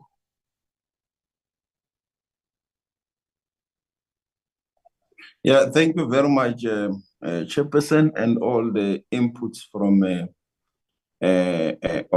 honorable members. With regards to the engagement with the various role players, I think Ambassador Siokolo has covered a number of areas, including issues related to the DRC that will be dealt with in detail. What I can say, Honorable Chairperson, with regards to your question is that indeed there are continuous engagements with all the countries affected by the situation in the eastern part of the DRC. That includes Rwanda, Uganda, the DRC itself. And that is finding expression in what we called the Luanda process, which is led by the president of Angola. And all our efforts and engagements are also in line with the Sudan, are within the auspices and the architecture of the AU. And the AU, as Ambassador Sokola said, the flagship program of silencing the gun. All efforts that South Africa undertake in the African continent are done in line with that program and as part of the member states involved in peace initiatives and peacekeeping missions in the continent. And we are also guided by in some of the work of the UN, as Ambassador Sokola said, that there are a number of outstanding reports that we are awaiting with regards to Sudan as to who are the funders of the sources of the funds and all that process. And these reports will play a very important role in shaping the way forward and also our direction in regards to the matter. We do all these engagements in line with the international law, including humanitarian law.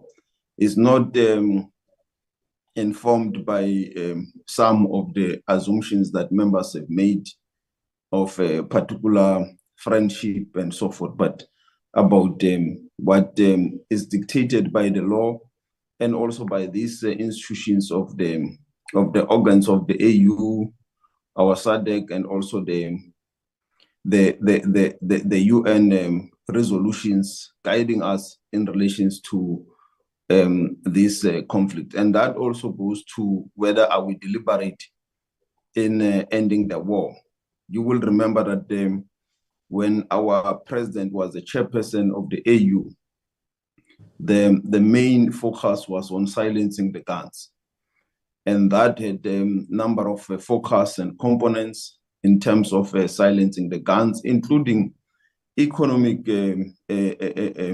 emancipation in the various parts of the continent, focus on youth and women in terms of employment. And that also led to what we now have as a flagship program of the AU, the Africa Free Trade Agreement, which we believe will go a long way in beneficiating the minerals of the continent in the African continent, but also ensuring that there is intra-Africa trade amongst the role players. And this will also spur and ignite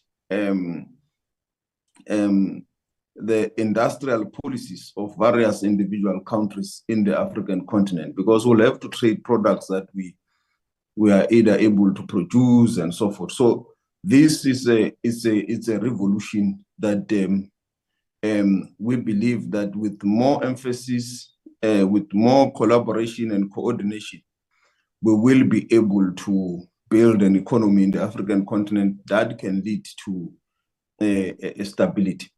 It is just that with the economic growth and economic integration, you also need the peace and stability. So this balancing act that we have to navigate to ensure that there is peace and stability, it also needs that there must be economy, because if the majority of the people, the youth in particular and women in the African continent, participate in the mainstream of the economies of their own countries, you will also no longer have a number of available people to be involved in conflict. So this is a task that we have to focus on to enable the continent to see peace.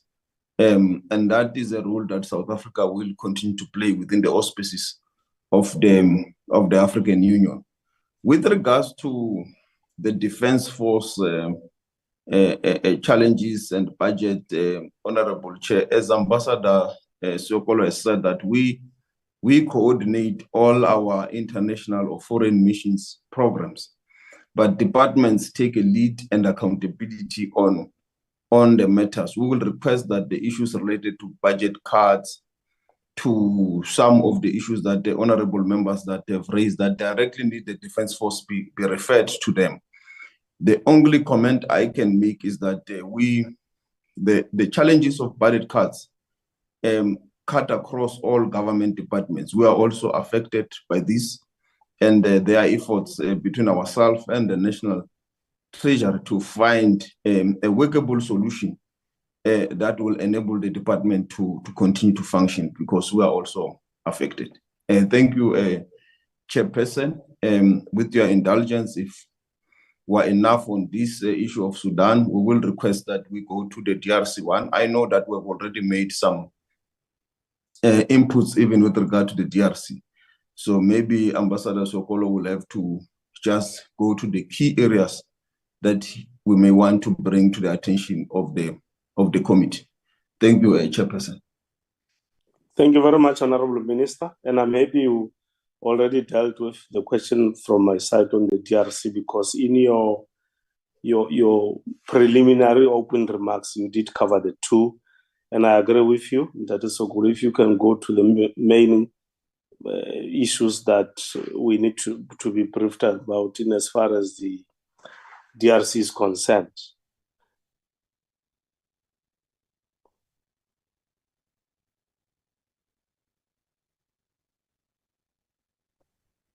Thank you, Honorable Chairperson, Minister, and honorable members.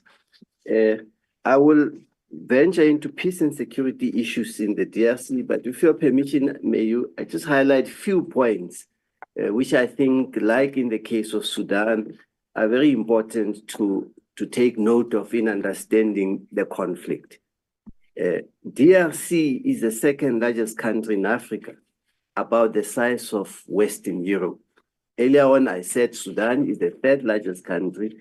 The DRC is the second largest country. It is endowed with natural resources, especially what is called the rare earth metals or critical minerals. You can see the similarity in terms of its attribute with Sudan. In 2023, the GDP growth of the DRC was at 7.8% due to the performance of the mining sector. It holds the largest known deposit of cobalt, as well as the significant reserves of copper, coltan, lithium, tantalum, gold, diamond, and germanium, all essential for the development of the sustainable systems and clean technologies. In 2023, DRC accounted for 68.6% of the global cobalt supply and produced 2.8 million metric tons of copper, becoming the second largest producer after Chile. The Congo River boasts the second highest volume of water of any river globally, second to the Amazon, we understand. And it is estimated that the river can generate 100 gigawatts of hydroelectric power. It has the second highest amount of oil reserves in southern and central Africa.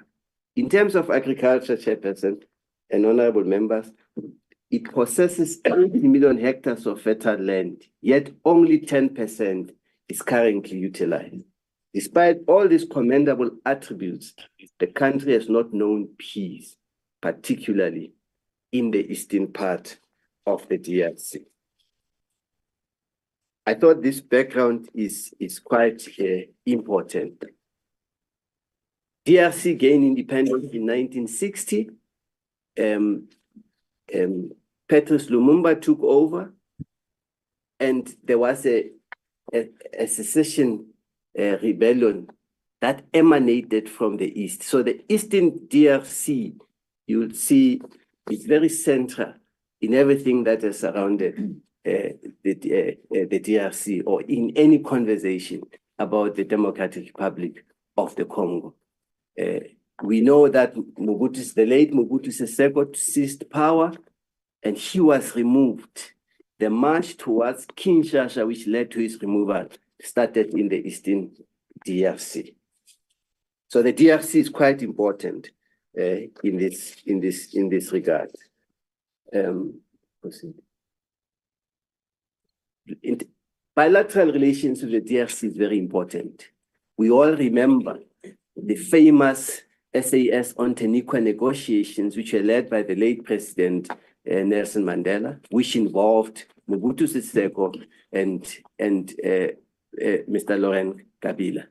We also remember the inter-Congolese dialogue which took place in Sun City under the leadership of former President Mbeki. In fact, these inter-Congolese dialogue which took place in Sun City laid the foundation for the constitution, both the interim constitution and the permanent constitution of the DRC, and outlined some key principles upon which the modern DRC was to be anchored.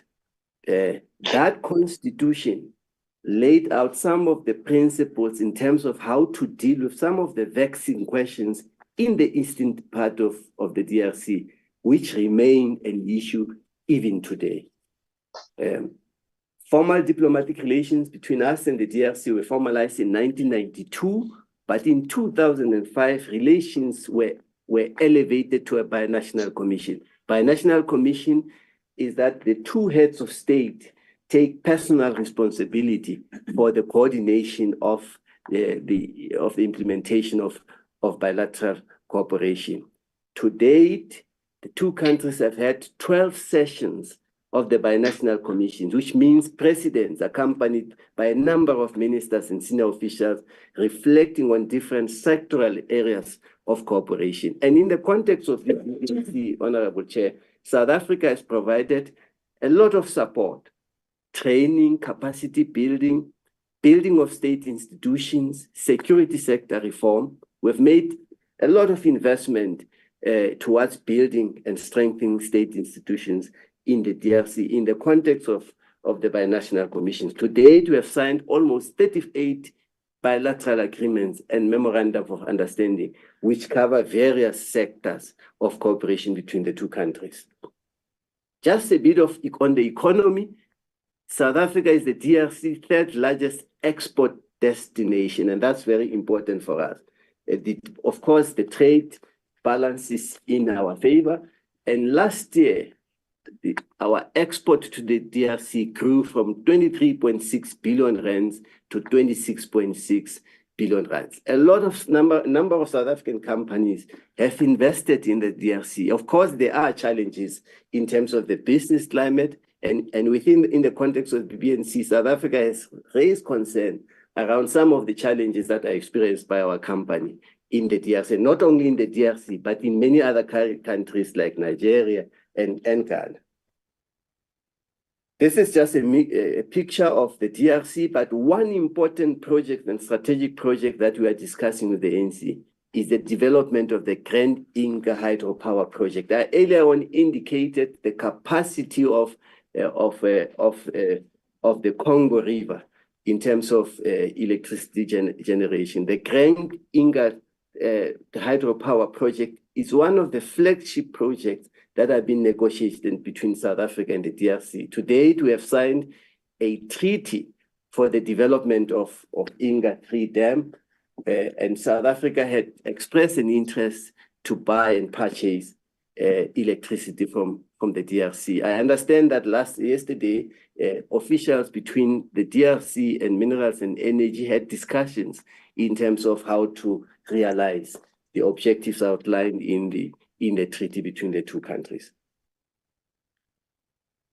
Security situation, our involvement in the DRC, Chairperson and honorable members, is informed by South Africa's foreign policy objective to contribute towards peace and stability in the region, both in terms of what we want to achieve through SADC, as well as AU flagship of silencing the guns. That is the implementation of the aspiration 4 of the Agenda 2063, a peaceful and secure Africa. That's what informed our involvement and our approach towards that conflict in the DRC. I said since independence, the DRC has not enjoyed a complete peace, and that region has been a source of contestation over the years.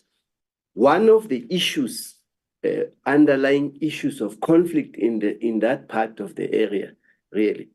It's a number of resources. One is the resources. If you look at the earlier map, the conflict in the Eastern DRC is taking place along where there is a higher concentration of highly sought after minerals. Do you have a map earlier on? There is a map which indicates which minerals are in the eastern part of the DRC, where they are located. And that's where exactly the hotspots of the conflict that are taking place. There are almost 120 armed groups that are operating in the DRC. Some of the groups include ADF, which is concerned to Uganda, for example, and for the DRC, there's also the major one, which is called M23. There are versions around the origin of M23, but in the main, there seems to be consensus that M23 is a group that represents or mainly consisting of Congolese who are of Rwandan origin with relations with Rwanda. There are also issues around the grievances.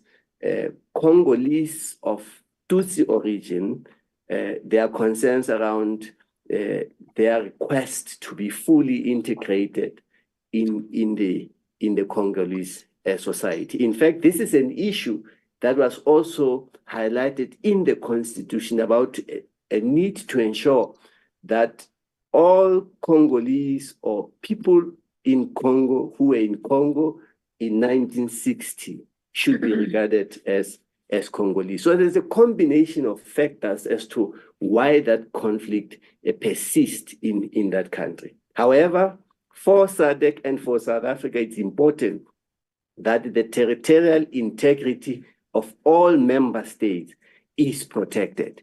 And to the extent that there are reports which have been as well validated by the United Nations Security Council expert report that there is, the security challenges in the East DRC undermines the territorial integrity of the DRC. There is a basis for the regional bodies as well as the UN to be concerned.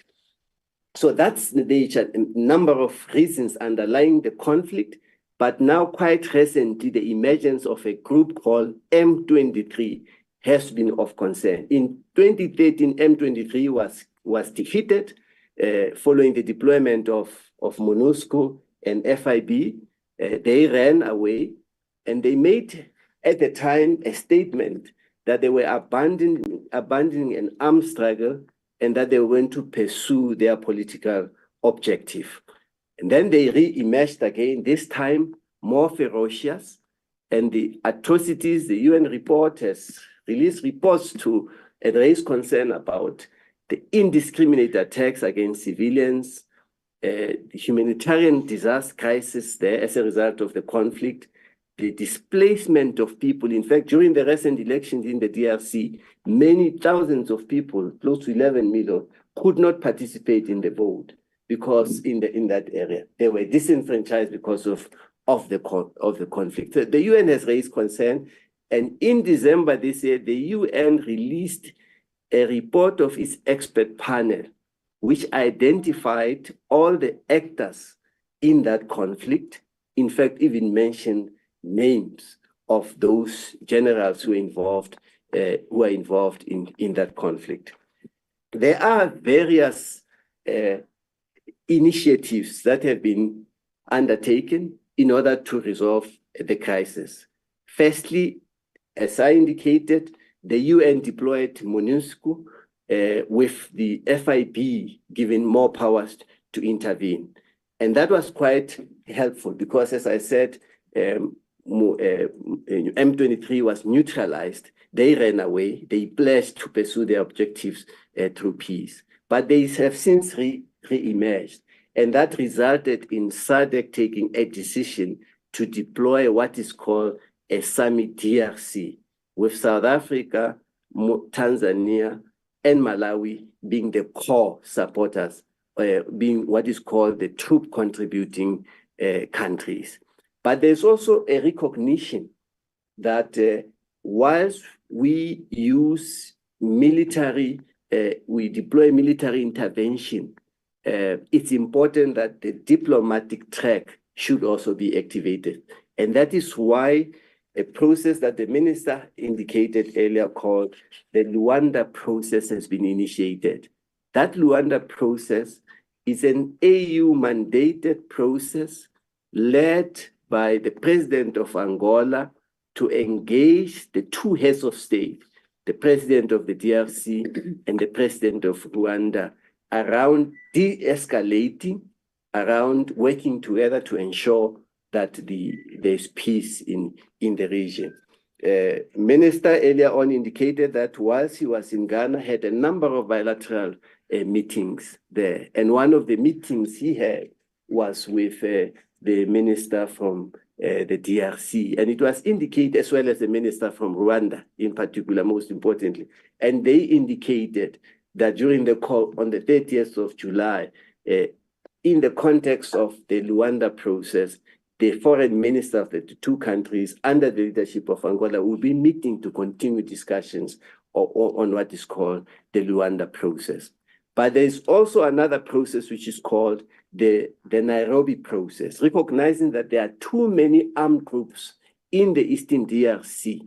There's a need to engage them as well, to lay down their arms. And Kenya was mandated by the East African community to engage them, to lay down their arms, to listen to their grievances, and to mediate between them and the government of the Congo, the government of the DRC. There is also another process to which South Africa is part of. It was called the Peace and Security Cooperation Framework. This framework was signed on the 24th of February, 2013, and there's a correction there, Mr. Chairperson, not 2014, 2013, by 11 African countries, which include South Africa. And the Peace and Security Cooperation Framework is a framework agreed to by all its signatories to work to deepen cooperation, to de-escalate tensions, attend to all the peace and security challenges, and importantly, to respect the territorial integrity of other member states. South Africa is also party to the peace and security framework. The DRC belongs to a number of regional bodies. It belongs to the East African Community. It also belongs to the Economic Committee of Central African States, as well as SADC. In that context, there was also a quadripartite agreement between all the three regions in order to work together to contribute towards peace in the Great Lakes region, of which the DRC is an important part. The president has appointed a special envoy to the Great Lakes region. In fact, it's a practice that is used by many countries. The UN Secretary General has also appointed a special envoy to the Great Lakes region. The UK, I understand, they have also appointed the special envoy to the Great Lakes region. Kenya has also appointed the special envoy. And in our case, the president has appointed a special envoy to engage all the parties, as well as engage the government of the DRC around what should be done to implement a number of commitments that were made and a need to ensure that there's peace in that region. In conclusion, Chairperson, South Africa's national interest in the DRC must be protected and promoted, and that will require continued engagement. We strengthen bilateral relations with the DRC. We create opportunities for our companies to benefit, for both companies from both countries to mutually benefit.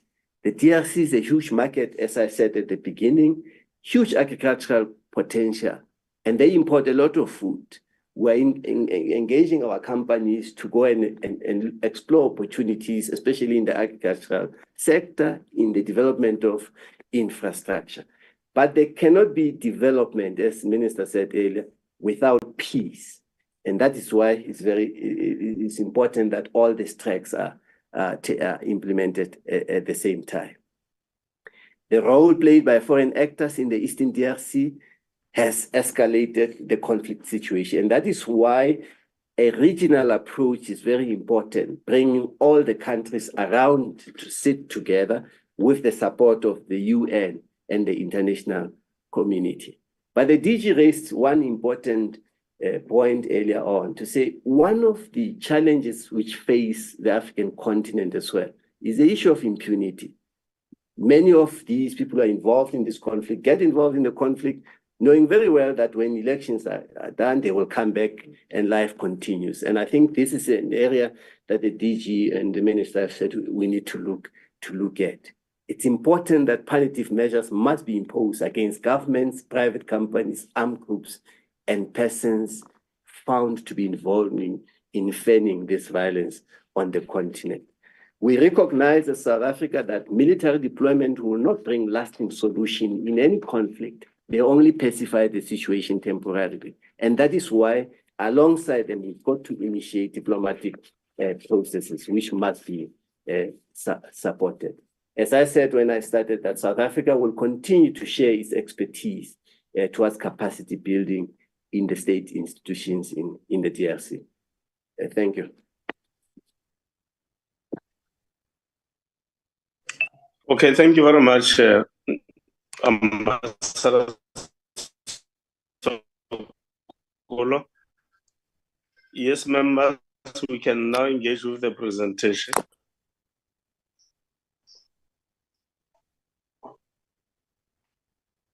We are now taking hands, honorable members. You can raise your hand, because if you don't raise your hand now, we will only take the hands that are raised now, and then we'll be done.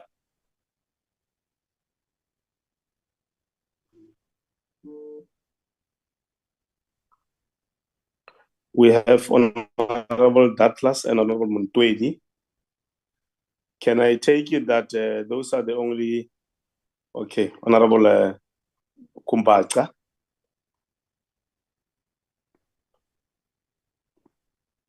I will take it that those are the only hands we have, honorable members. We will start with Honorable Montweni.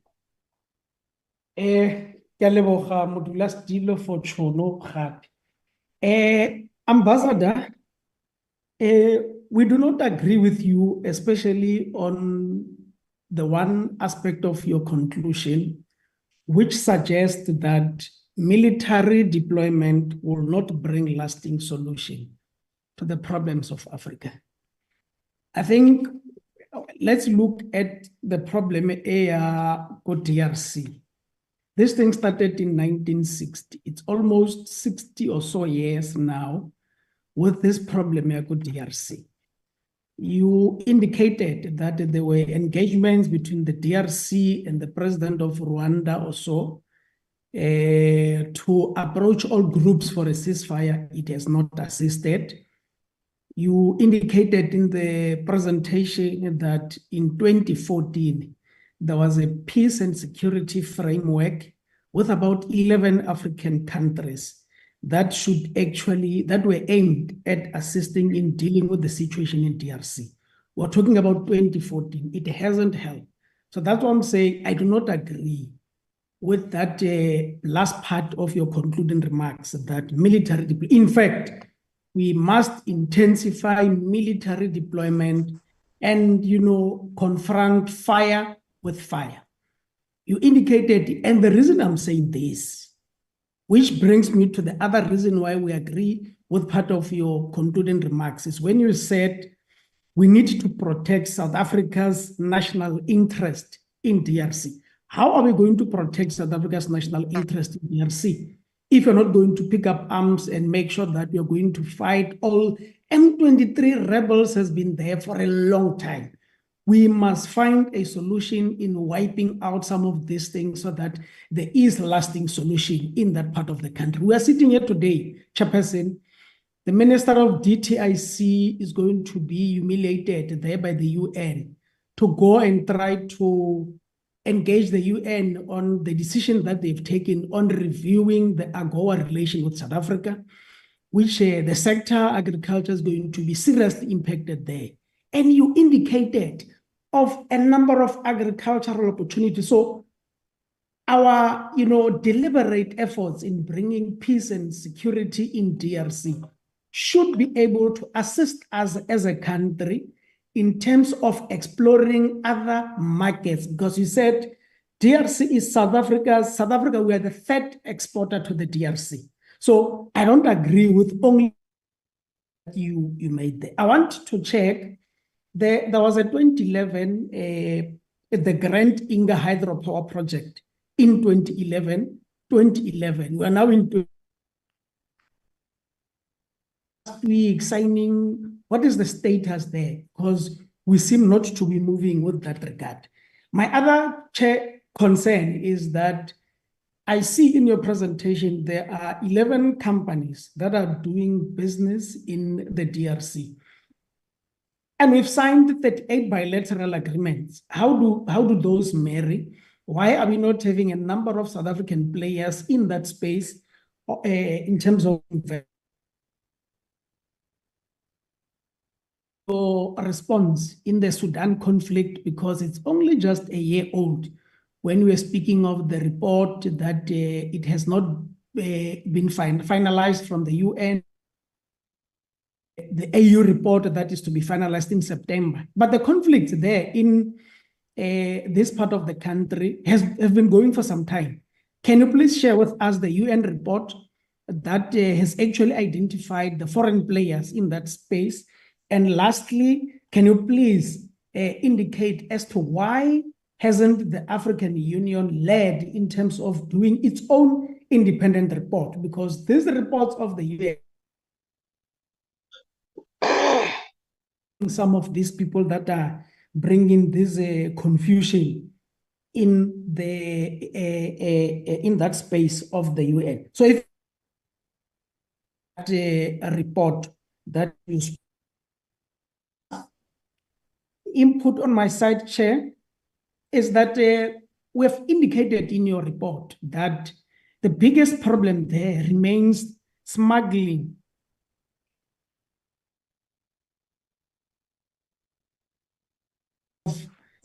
Honorable Montedi, maybe if you can, Honorable Montedi, if you can switch off the video. Oh, so that we get a cleaner transmission, okay, because the weather in Cape Town is bad.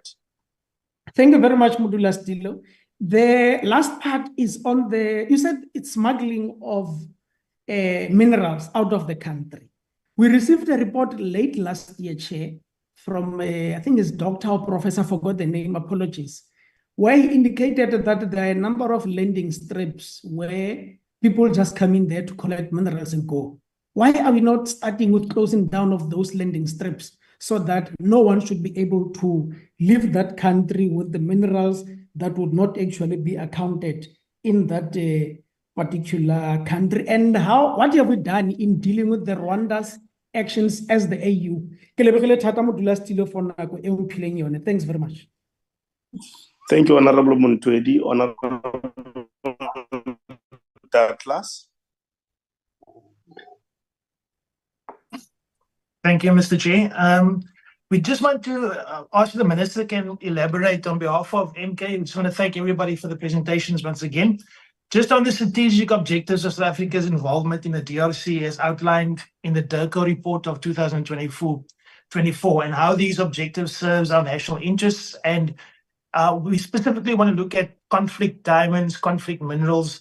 How are we participating? Are we just there to provide security services for South African company, or are companies mining there, or are we actually bringing about peace and security for the people of DRC? Are we just fighting for resources and participating in a resource war, or are we actually bringing about peace? And I think that's one of the biggest questions that we have. And then we want to find out about how is South Africa coordinating its efforts in the DRC with African Union and the United Nations peacekeeping missions. And what is the expectations in terms of increased financial, spend from South Africa in that regard? A major concern for us is the human rights of the people in our DRC. As much as there's wars going on, there's a lot of lack of humanitarian aid. We need humanitarian aid because a lot of the people are fleeing the conflicts in that zone and coming to South Africa, creating a huge influx of people.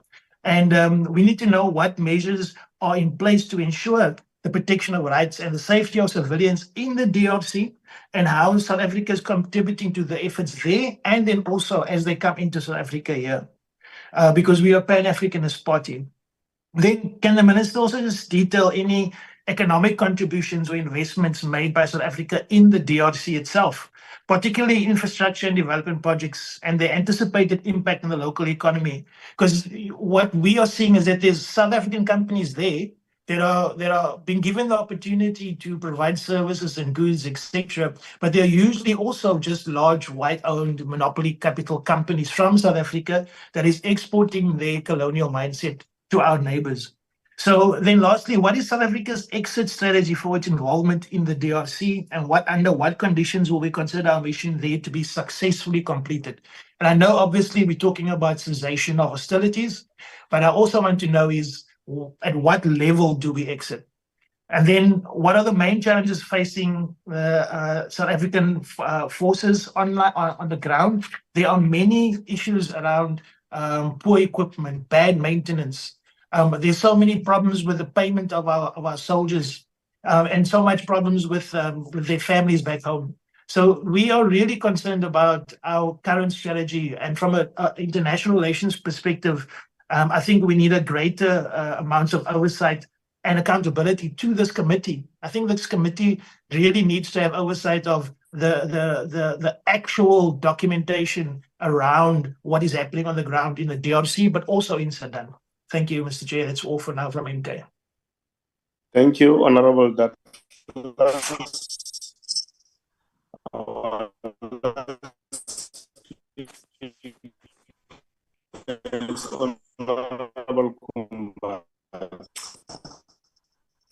Thank you, Chair. I'm not sure if my network is stable, but thanks, Chair. Mine is just a comment. Once again, we have the situation of regional actors and also foreign actors who have intensified a conflict situation. Now, I think we must be intentional in our efforts to identify these parties through the AU and UN and ensure that these punitive measures ensue despite our relations with these bodies that are part and parcel of the conflict situation. Because these actions of these institutions undermine our efforts and render our attempts to ensure peace as a futile exercise. So that is just my comment, Chair. Thank you very much.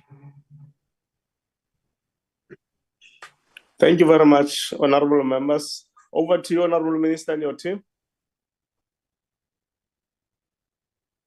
Thank you, Honorable Chairperson and honorable members.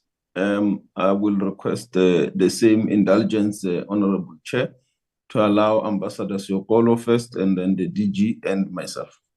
Thank you. Thank you, Minister. Thank you, Honorable Chairperson.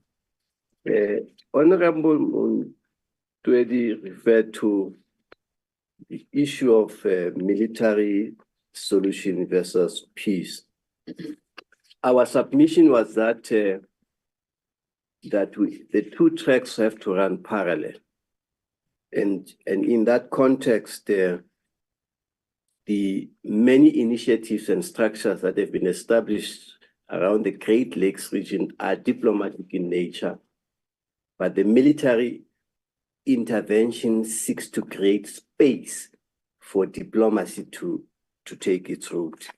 And as you correctly said, that it's clear that all efforts initially did not yield results. But this time around, there is a push both for diplomatic and military tracks to go together and to be complementary.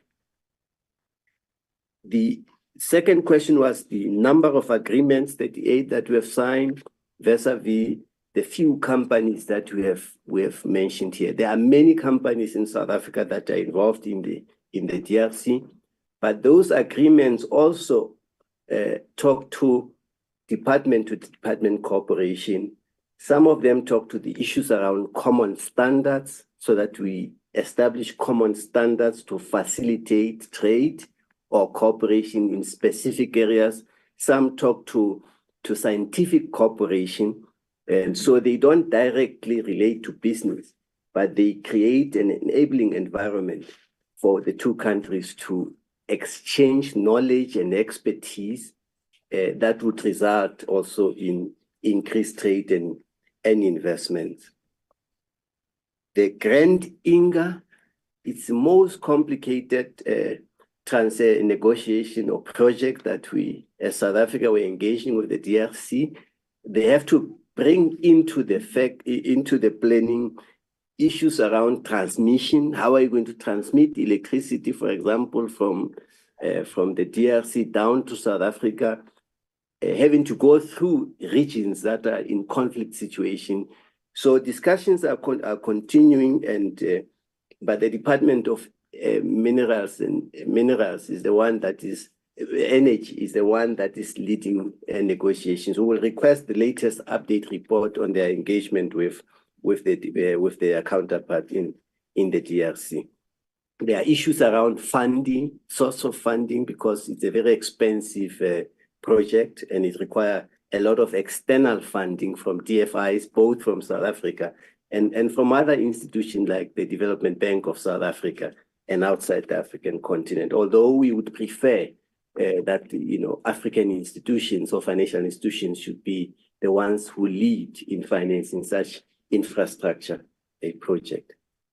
The Honorable Member Wesley Douglas also raised the issues around our approach, what informs our approach to the DRC. Our approach is informed by the normative frameworks that have been agreed at SADC level, at the AU level, at the UN to contribute to a prosperous, peaceful, and developed African continent. So we're not purely motivated by getting resources from the DRC. No, that's not what drives South Africa. What drives South Africa is an Africa that is united, that is peaceful, and in order to unleash its development.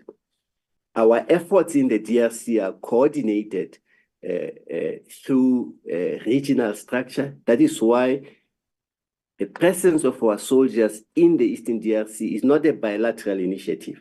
In fact, the project is a SAMI DRC, it's a SADC deployment.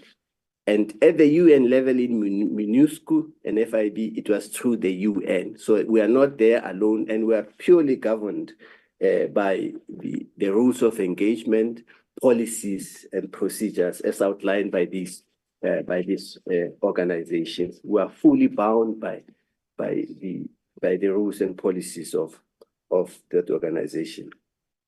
Yes, you raised the issue, Honorable Member, of the lack of humanitarian aid to Eastern DRC. That one, the DG is listening around it. But the Eastern DRC, like Sudan, it's experiencing major humanitarian challenges.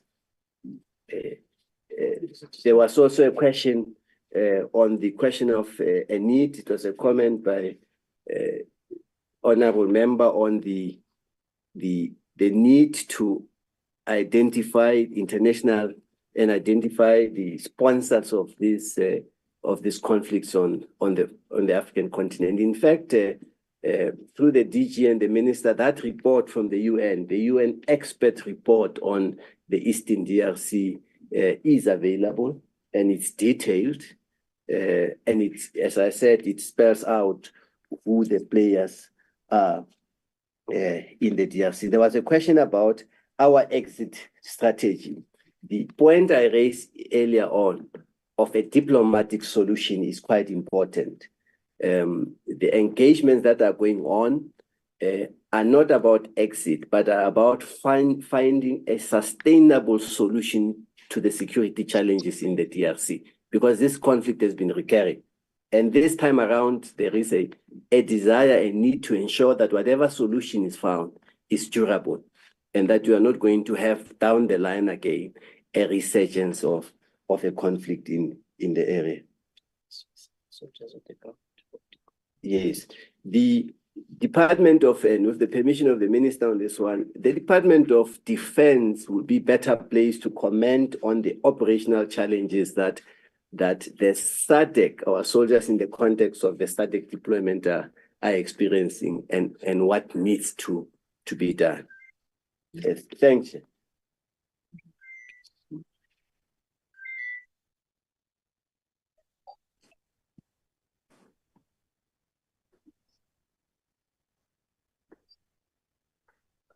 DG, according to the minister's sequence, you are next. Thank you, Honorable Chair, honorable members. I just want to sort of amplify a bit on the response to the question from Honorable Douglas, and perhaps with an anecdote. In 2019, after the elections and South Africa's involvement in ensuring that there was no violence post-elections, we're engaging with many stakeholders from around the world. And the key question coming to us is, we see you engage in building peace. What is your stake? And we responded by saying that our stake is peace, and the human rights of all the people in the DRC was our major concern. And this question emanated from people with specific stakes in extracting resources. So I do think it's an important question, because it comes to our definition of national interest. Our national interests, we don't have one national interest, but many national interests, which includes economic interests, security interests, but also values, and our values that emerge from our constitution. So, you know, our engagement in the DRC is not purely for economic purposes or economic determinism.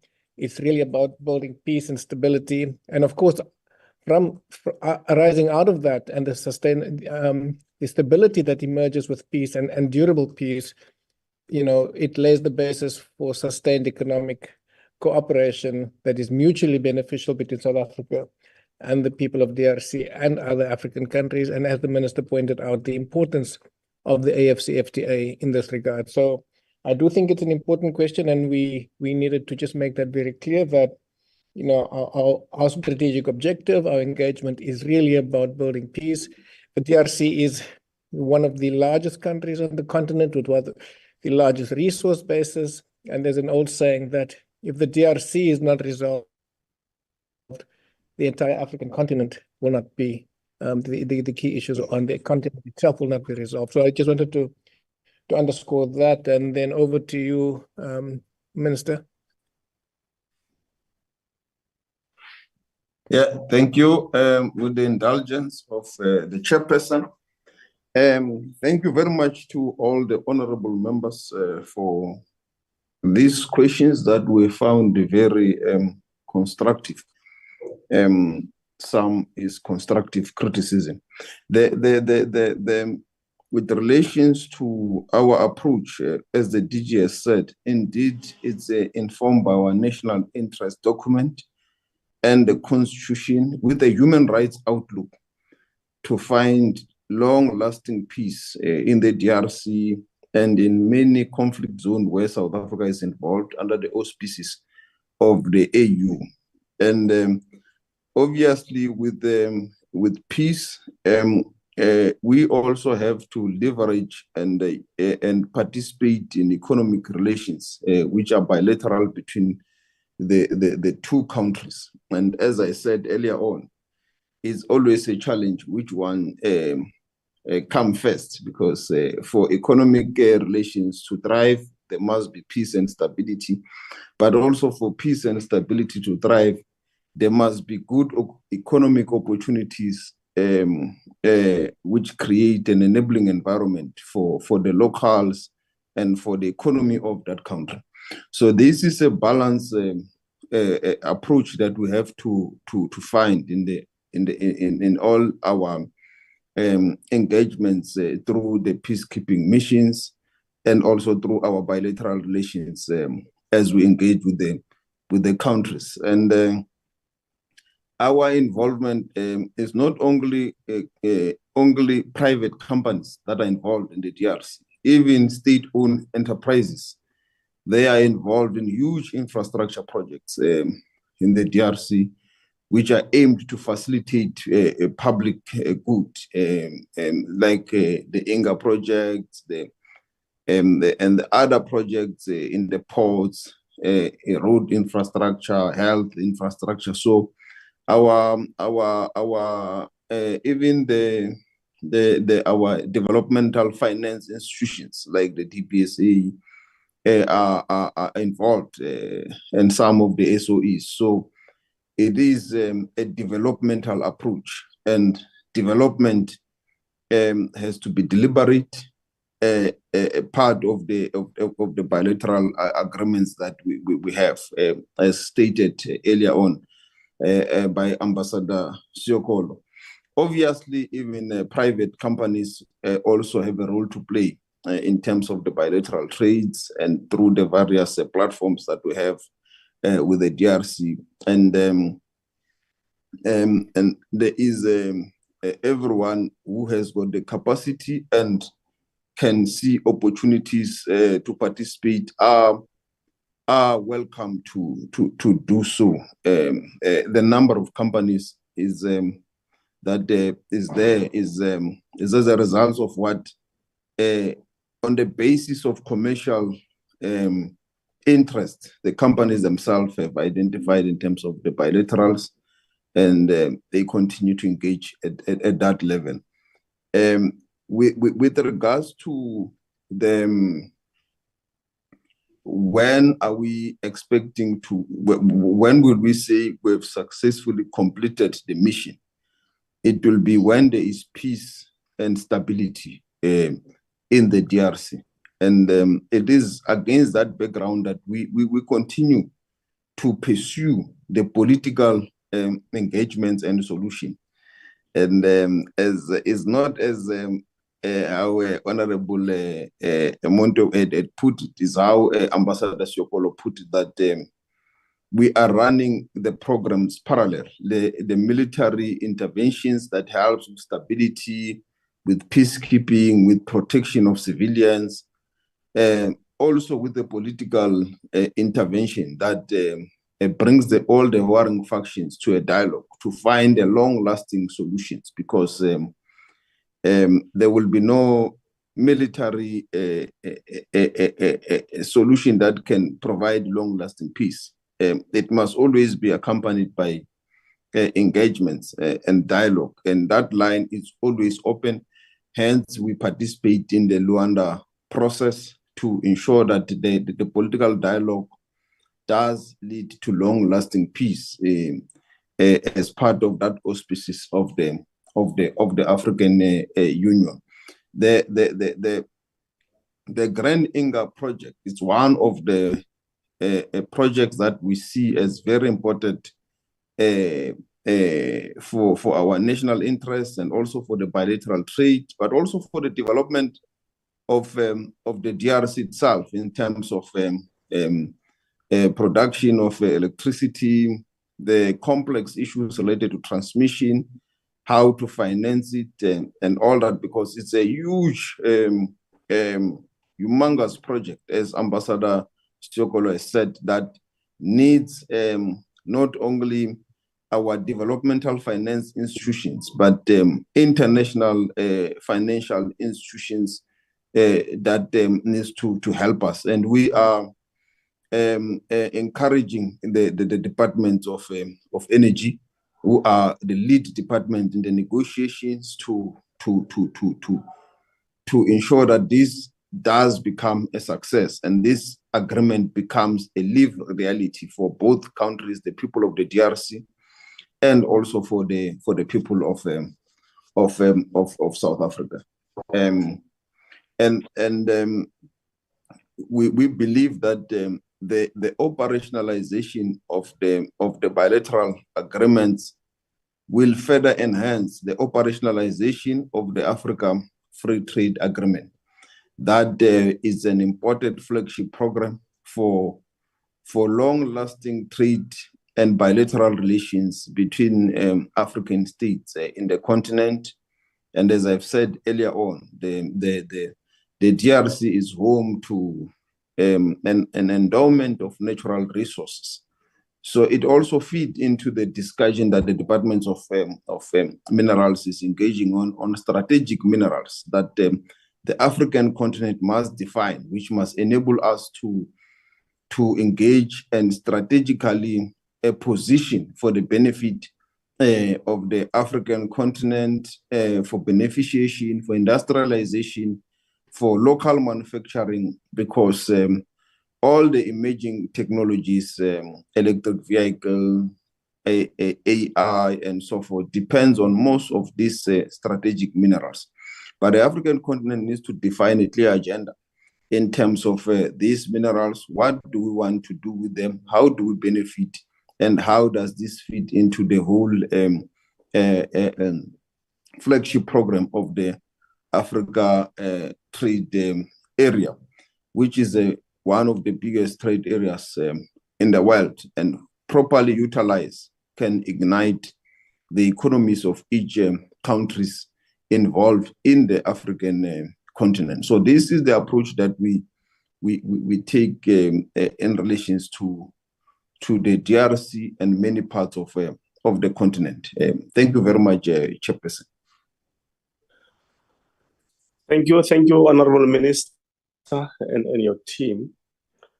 We really want to thank you for having come to the committee to account on behalf of the department in as far as the situation in some parts of the African continent is concerned. I hope in future we will also discuss it in the context of its relationship with other countries, particularly in the West. There was a request by Honorable Muntwedi, which I think we will agree to, that if there's a report of both the AU and the UN in as far as external role players are concerned in those conflicts, it will be useful for the committee to receive both.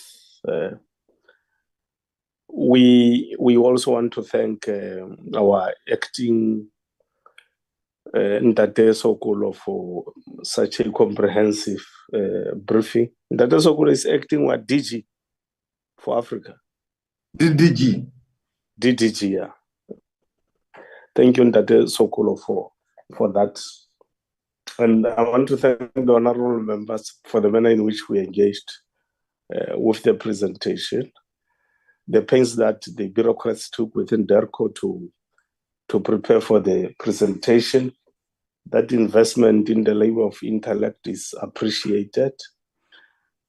One thing, Minister, that we have always emphasized in the committee and will continue to emphasize is on investments, both in the African continent and internationally based on trade agreements, that we need to start doing disaggregation in as far as those investments are helping us to, one, deal with the preamble of the Constitution of the Republic, which says we need to deal with the injustices of the past. So the committee was more interested in disaggregating those in as far as economic injustices of the past are concerned, because we couldn't from the department get a quantification of how those trade agreements are helping us to build a non-sexist, non-racial, and a prosperous society. We're interested in those three: non-sexist, non-racial, and a prosperous society. And we thought as the committee that if we do this aggregation, it will help us to indicate to the people of South Africa how these trade agreements are in practical terms impacting on their lives to deal with unemployment, inequality, and poverty. We didn't reach the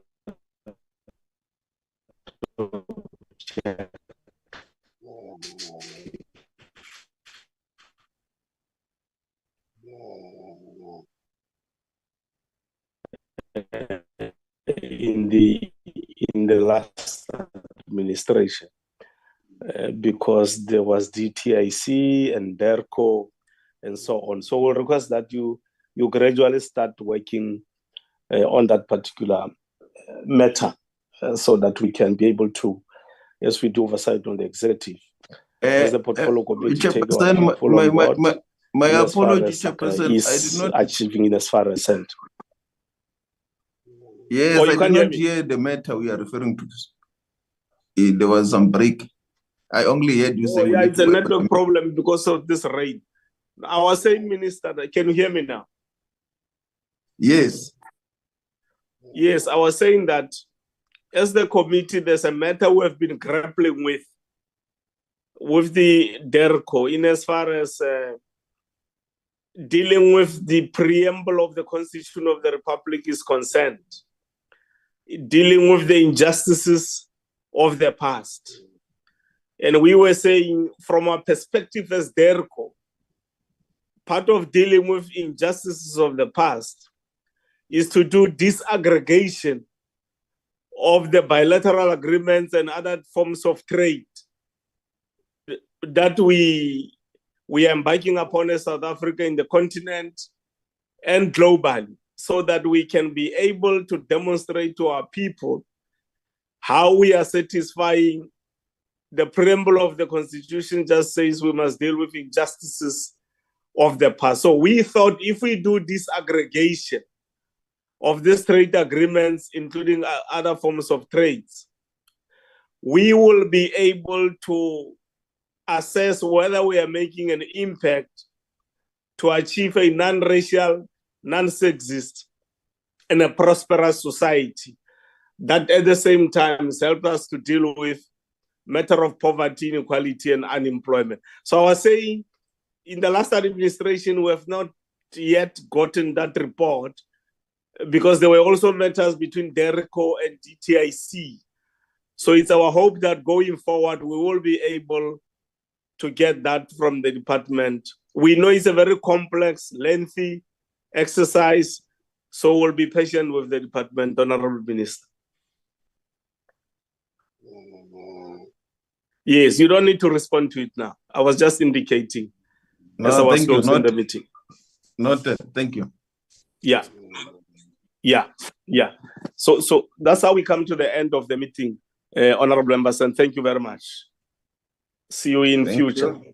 Bye, Thank danke. you. Ralebo. Bye, donkey. Bye, danke. I called you many times, Chairperson. I don't know if this number is the wrong Serious? one. Yes. I'm sorry. I've got only one number, Minister. I don't know if the one I'm Your using is the correct. Your PLO called me on that number. I asked him to just pass it over to you. Okay, no, that's fine. Thank you. Yeah, thank you. But I appreciate it. Yeah. Thank you.